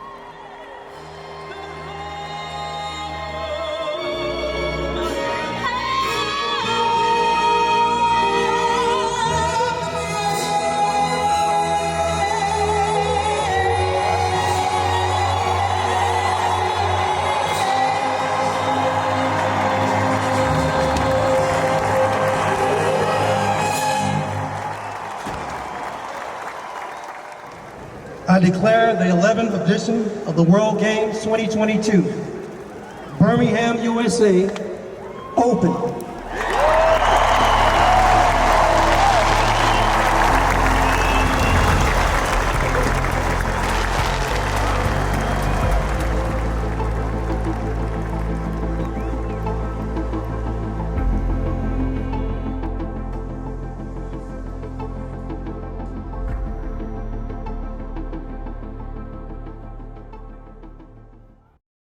Så vi løftet igjennom da. Hva synes du om den? Ja, hva skal jeg si? Det var jo extraordinary. Det var litt overveldende. Jeg har aldri følt meg så viktig og liten på samme tid.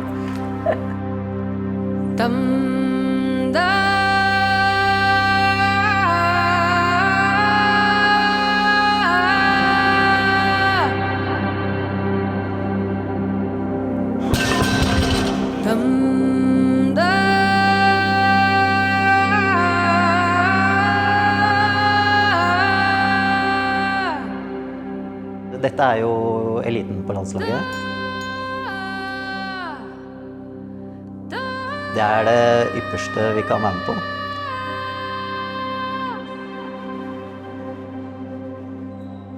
Du skal innfri på det høyeste nivå. Og alle har store forventninger.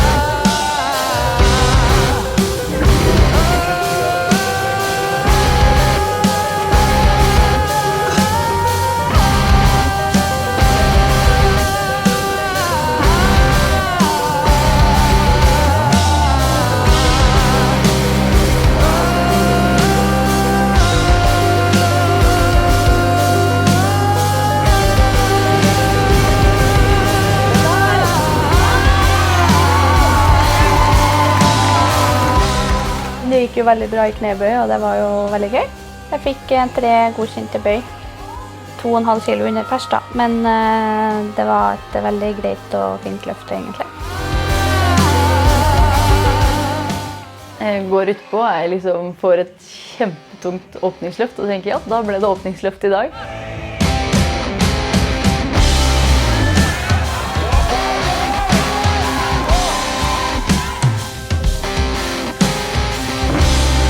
Til å få 3 av 3 godkjente og egentlig en tangering av min egen pers.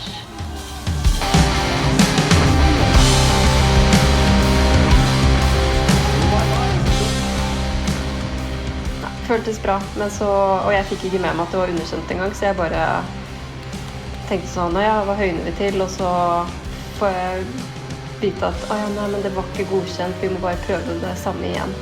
Jeg har fått underkjent et par første løft, men så har det alltid gått andre og kommet meg videre i tredje, men så ble jo dette også underkjent. Så fikk vi det snudd av juryen.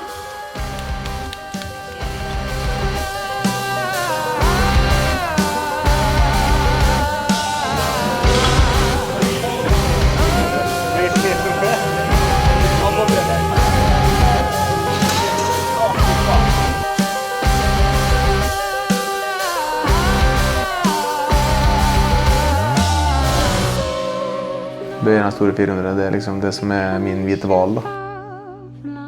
Jeg skal ikke komme hjem fra World Games og sitte og tenke på flyet hjemme at faen, jeg skulle ha lagt på mer, eller jeg skulle gjort sånn, eller jeg skal gå fullt ut liksom. Det blir alt eller ingenting altså, der. Jeg tror at jeg er god nok til å løfte 400 i bøy, det tror jeg. Når dagen er der, så er dagen der. Du må liksom treffe første.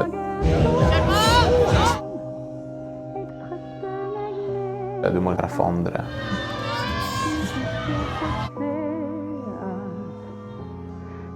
Så må det være bra kraft til jobb.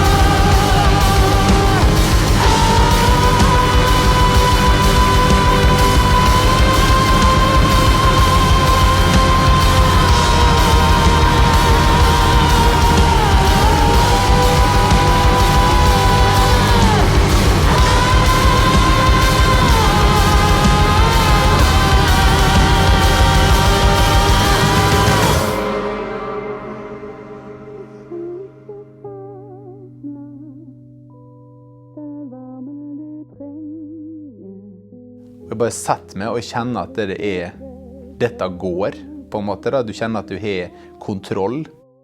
Det stemmer. Og det var ikke så tungt, egentlig. Så det var artig. Artig følelse. Hva etterpå? Nei, det er jo... Da kommer noe alt det andre, da. Fy faen, så rått! Det det råeste jeg har sett.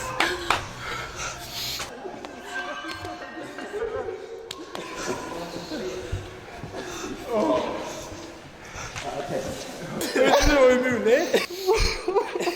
Og forteller oss at jeg trodde ikke det var mulig. Herlig. Vi der, ja.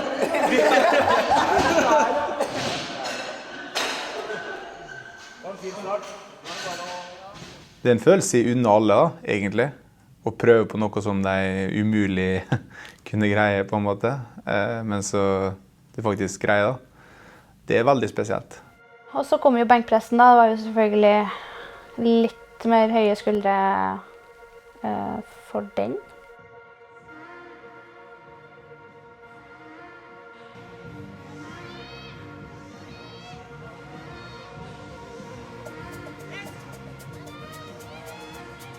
Men fikk jo i hvert fall åpningsløftet.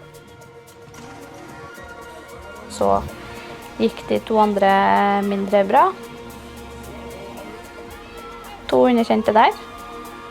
Det er rett og slett for dårlig treningsgrunnlag, tror jeg. Enkelt og greit.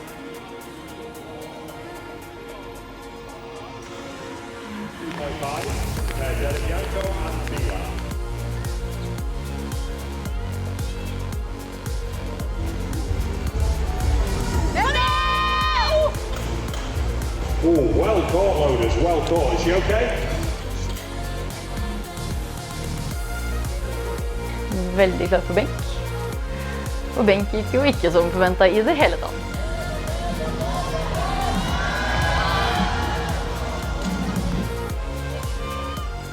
Man kan ryke ut, og man planlegger aldri for det. Men det er jo også en del av gamet.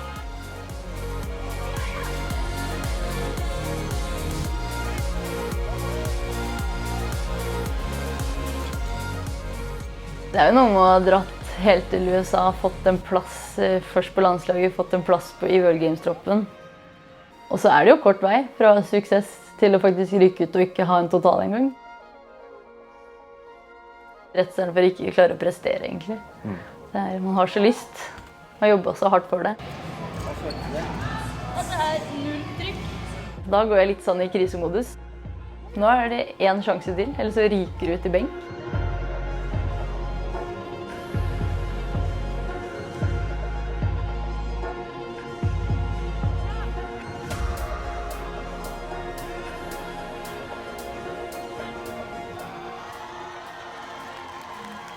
Og så klarer man jaggu å få til det 3. løftet, og da er det jo verdens lykkerus som kommer i hodet ditt igjen. Da er man plutselig lykkelig med å få med seg åpningsløftet. Og se liksom de ryke og reise 1 etter 1 før meg. Jeg prøvde å ikke se så mye på dem, men jeg fikk jo med meg at det var mye underkjente løft da.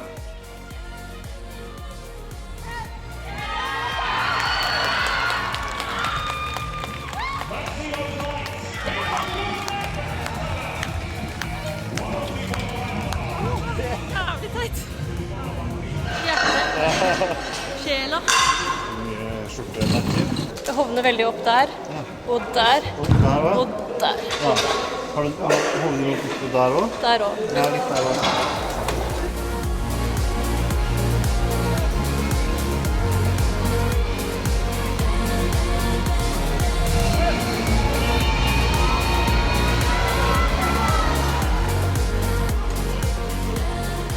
Ja, med et nødskrik. Med et nødskrik.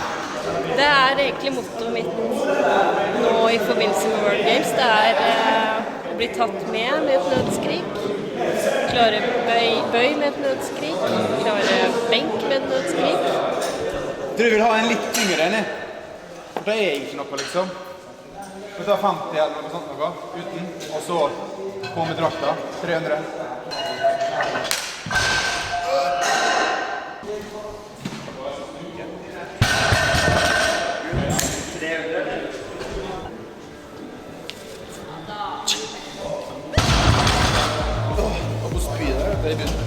Tre av tre, ok? 3 av 3.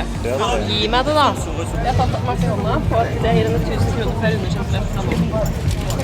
Er det bare å koste på. Så det er bare høyne i 2,5 ganger.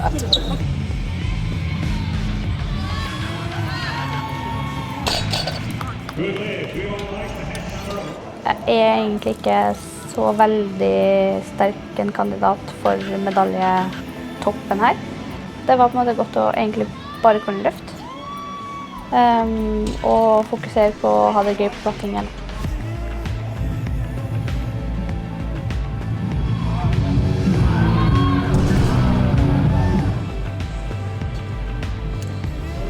Første løft pleier innimellom. Da er det jo også mye nerver. Så det er ikke ukjent at den kan føles litt tung. Når du er litt nervøs og hodet ikke er helt med. Tok jo rolige høyninger. Safe.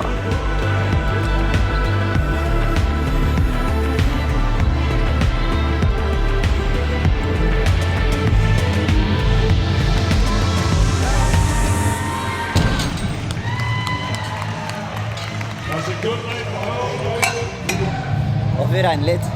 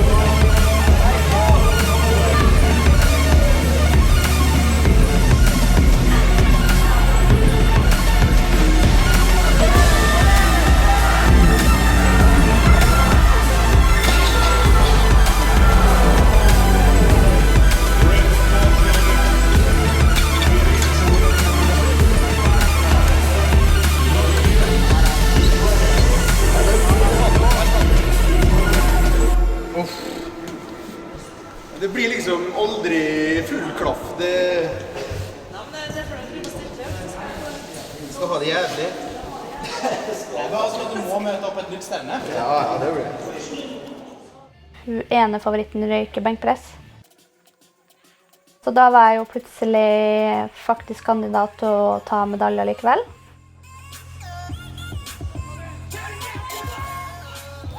Three white lights and a good lift at 245 kilos of Marta Elvero. Right. Nå tar vi. Kjør på!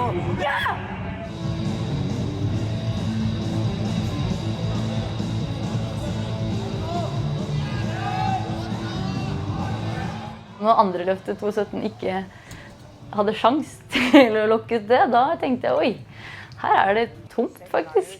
Bruk de vinklene og dra på. Kom igjen, tøff nå!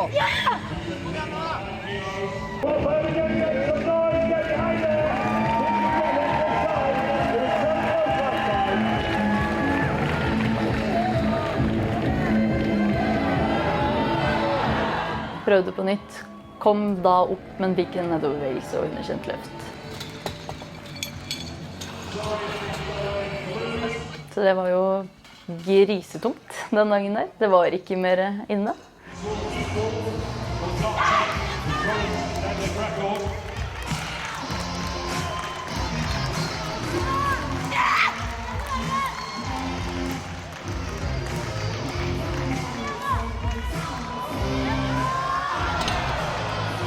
Sorry, that is no win. Medical team incoming, medical team incoming.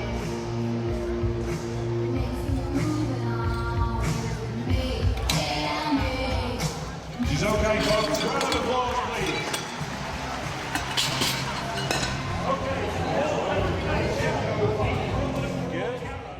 Jeg tror det ble mye følelser etter løftingen. Lykkelig for å ha et resultat. Egentlig veldig fornøyd med en 5. plass på World Games. Og så skuffet over benken, så skuffet over marken. Altså det ble liksom så mye samtidig da.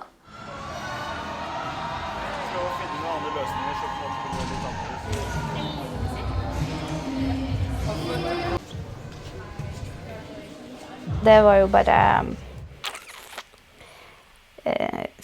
dritt. I mangel av bedre beskrivelse. I utgangspunktet så hadde jeg ikke forventninger om å ta medalje. Men uansett hvordan man vil vende på det, så er det en medalje som er ekstremt gjev å ha, som er ganske kjip å ikke ha i samlingen. Veldig gørr at det ryker, da. Ja. Det blir nyåpnet, det blir fersk. Så Baywatch slow motion.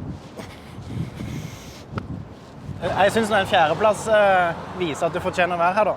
Ja, jeg synes ikke det passer sammen med det jeg presterte i dag. For fjerdeplass synes jeg en god plassering på et så stort stevne. Til å være første World Games, så jeg er veldig fornøyd med resultatet og hva det ga meg. Det var bare så storslått åpningsseremoni, og det har vært så morsom tur hittil, og jeg vet at det er mye gøy igjen, så jeg klarer ikke å se på dette som en sånn skuffende tur. Og jeg er fornøyd med plassering, men det var en ruskete prestasjon. Det er sykt fet konkurranse. Jeg digger det. Den veldig sånn nådeløs da, på alle mulige måter.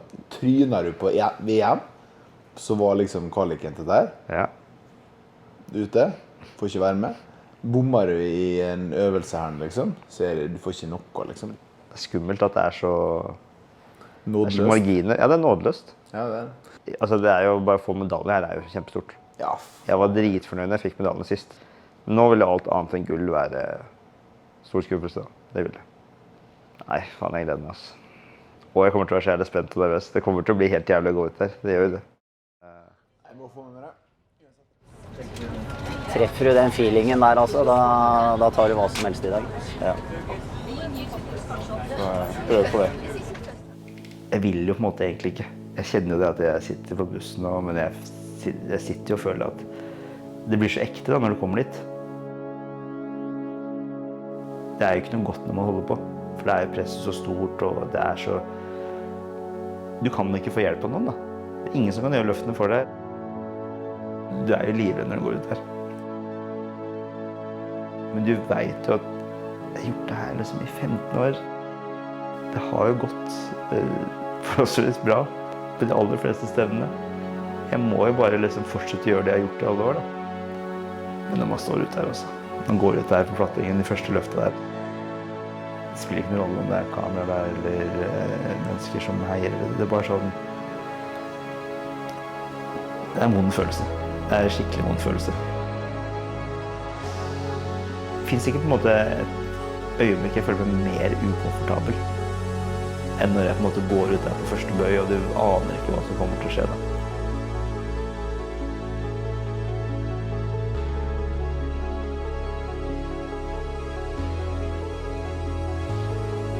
Hvordan gikk det første døgn? Men det ble underkjent da, så vi er liksom tilbake til VM. Jeg tror alle tenkte samtidig bare sånn, å nei, nå skjer det igjen. Ja, nei, altså, på VM så følte jeg det var ganske sliten og ferdig, med tanke på at jeg ble syk og sånn før.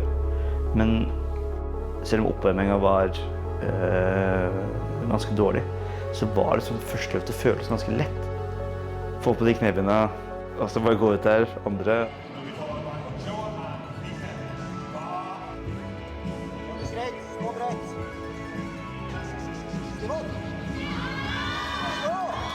Da satt det jo. Eller når man fikk den da, og liksom tenkte sånn, ok, nå må vi prøve å hente en litt kilo. Fortsatt mye som står på spill, og når alt kommer til alt, så er det ikke totalen som gjelder, det er å få det gullet. Gå på 3.27 i tredje, stå klar for å gå ut.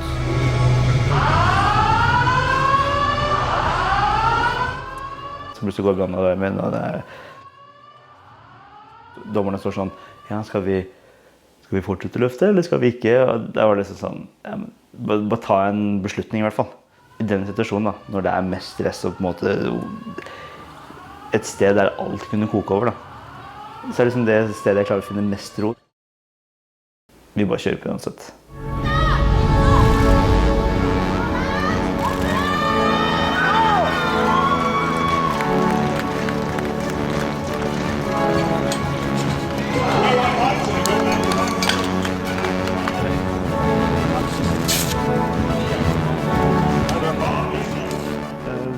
si kort om benken? Det var ikke noe sånn kjempetrykk, altså. Det var ganske ræv egentlig. Det var liksom... Det ble det det ble. Jeg hadde ikke klart å få til noe mer. Jeg fikk vel 2,32, prøvde på 37. Ja, det var ikke så mye mer å hente. Så det bare sånn at jeg tenker, ok, jeg svak. Og det greit, jeg godtar det, jeg må bare trene mer benk. Jeg skulle ut til marken, så var det litt sånn... Det var ikke så bra oppvarming, men jeg følte liksom at det blir bedre der ute. Og det var det jo egentlig også. Første løften på 300 var veldig fint.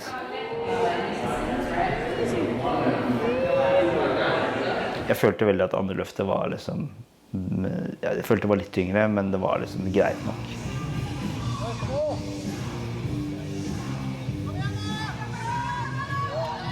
Og så da jeg tenkte at nå har jeg sikret det. Snu meg rundt. 3 røde, jeg bare, shit, det her var skikkelig dårlig. Da kjente jeg begynte å bli stresset, for da begynte de andre konkurrentene å nærme seg. Og da begynte jeg liksom å innse at, scenen var ganske langt bak det jeg hadde håpet det skulle være. Og da kjenner jeg liksom at, ok, det er nå det gjelder, da må jeg liksom få det til. Hvis jeg bommer den siste her, så kan faktisk de komme forbi meg da.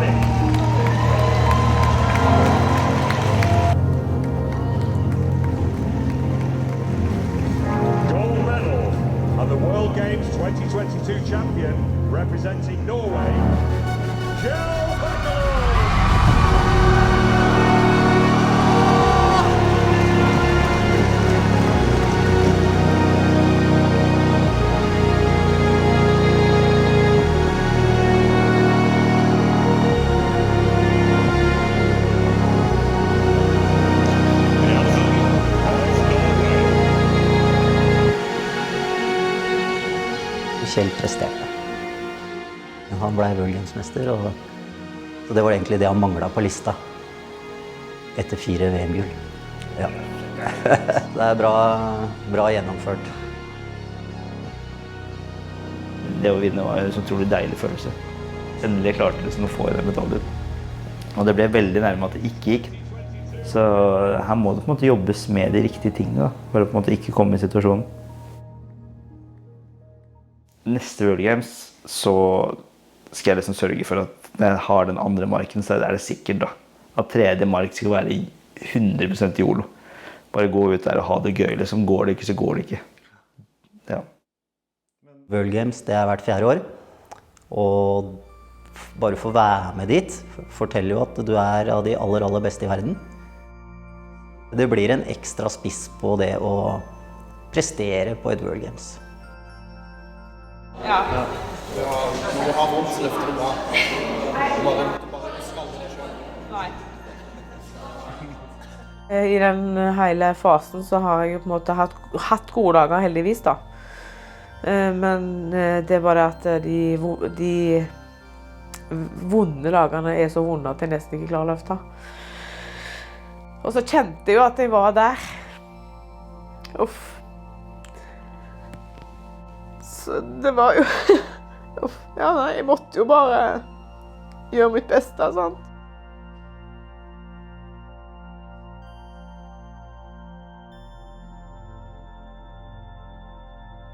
tenker du når du går ut I hallen da? Ferdig varmet at Knebøy skal ut og bli? Jeg tenkte at det bare, ok, det funker, går I hvert fall, jeg klarer å løfte. Selv om det ikke optimalt, så klarer jeg å løfte, jeg håper bare å holde helt ut. Så kom vi gjennom bøyen på en grei måte, og det ble 3 godkjente, men det var jo fordi at vi åpnet litt lavere enn jeg hadde tenkt. Sant? Jeg tok ikke sjanser, liksom. Jeg tenkte, ok, jeg får bare samle litt kilo, gjøre best mulig total. Det var nok litt mer inne der, kanskje. Det pyser nok litt ut, egentlig. Helt greit. I og med at jeg var litt stiv I ryggen, så får jeg litt trøbbel når jeg spenner voldsomt I benk også. Når jeg har vondt I ryggen, så pleier jeg gjerne å ligge med beina opp og sånn, men det nytter ikke helt med på konkurranse.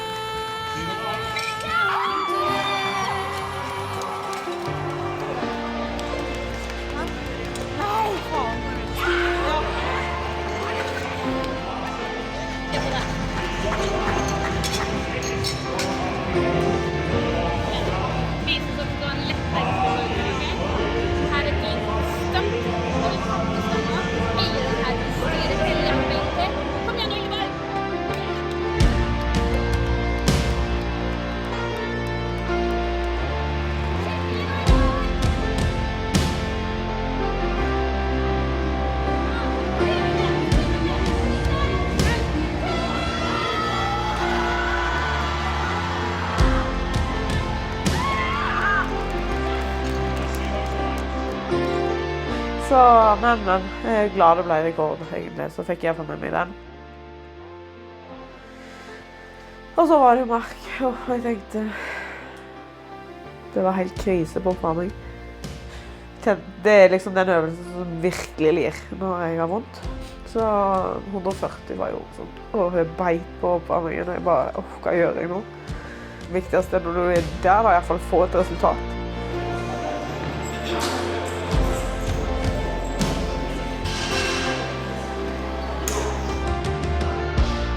Kom aldri helt I bobler, og det var litt ubehagelig, for det har liksom vært en styrke at når jeg på plattingen, så det ingenting som kan stoppe meg, liksom.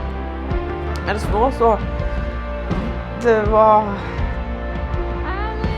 vanskelig å komme dit, fordi at det var så vondt, og jeg kjente og følte på alt, og det gjør jeg vanligvis ikke.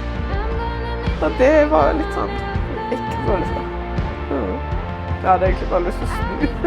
Tenkte jeg vil bare ligge på campus. Drittsenger.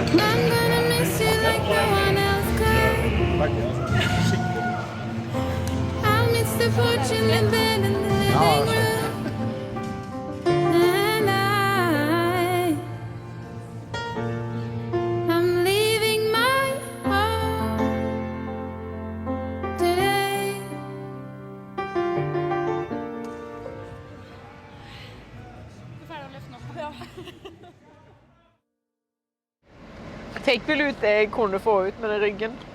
Og etter benk så trodde jeg ikke klart å merke det hele tatt. Så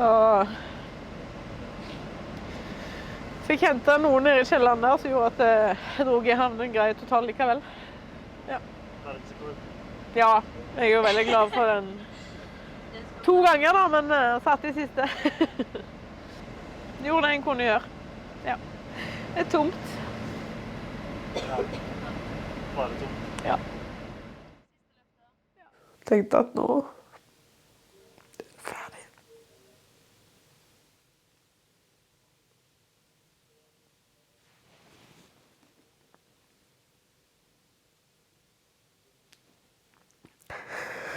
Siste løft.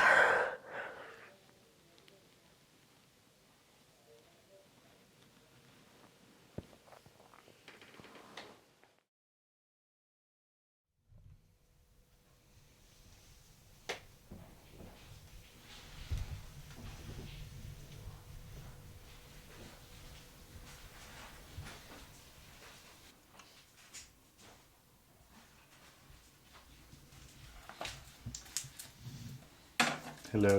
Hello.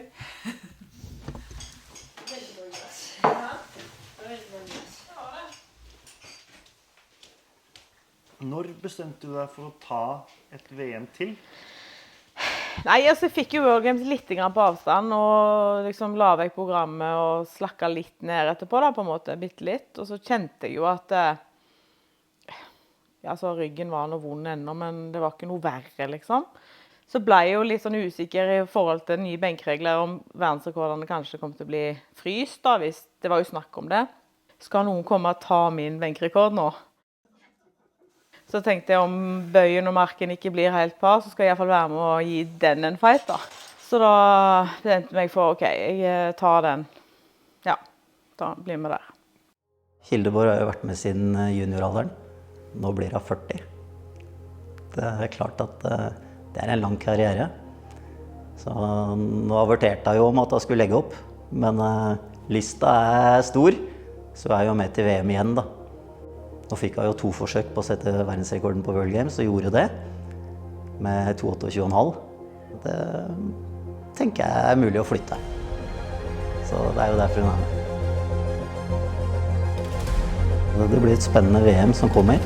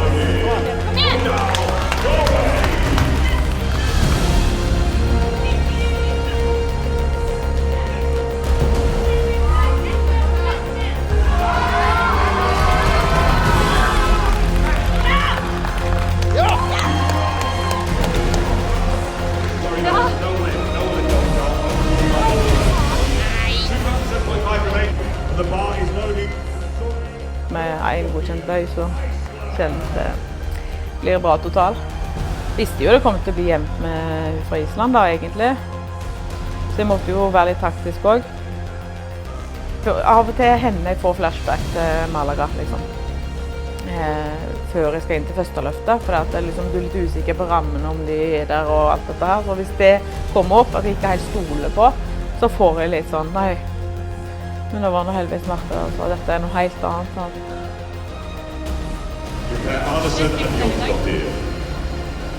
Ikke prøv å kjenne på meg heller.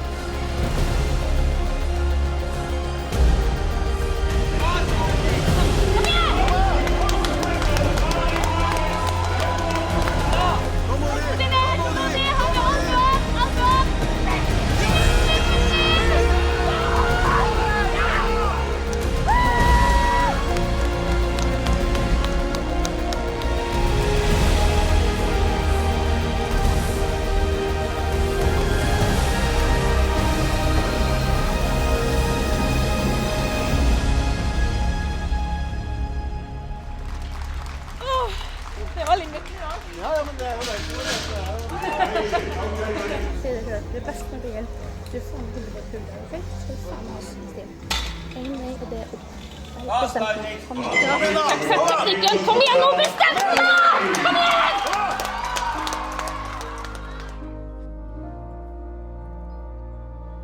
Jeg tenkte ikke så mye på at nå var det siste og alt dette her. Lot liksom ikke følelsene ta helt overhånd. Jeg tenkte nå skal jeg nå gjennomføre med stil.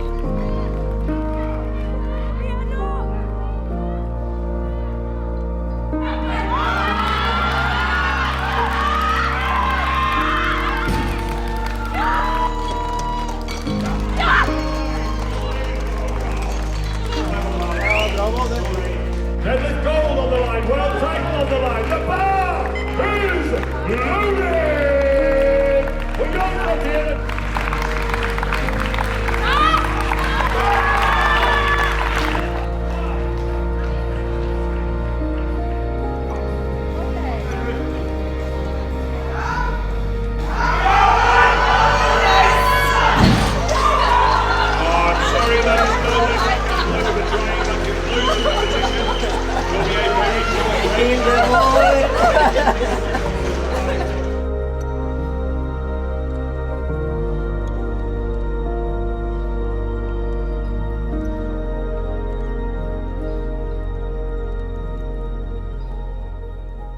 World champion with 682.5 kilos from Norway, Hildeborg Hooker!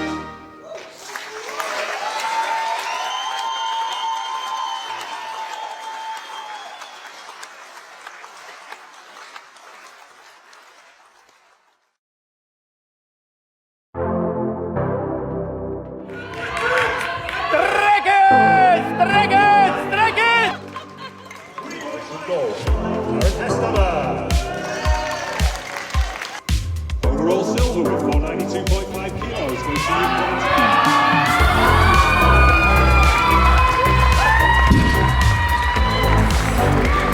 That's a break on that bar.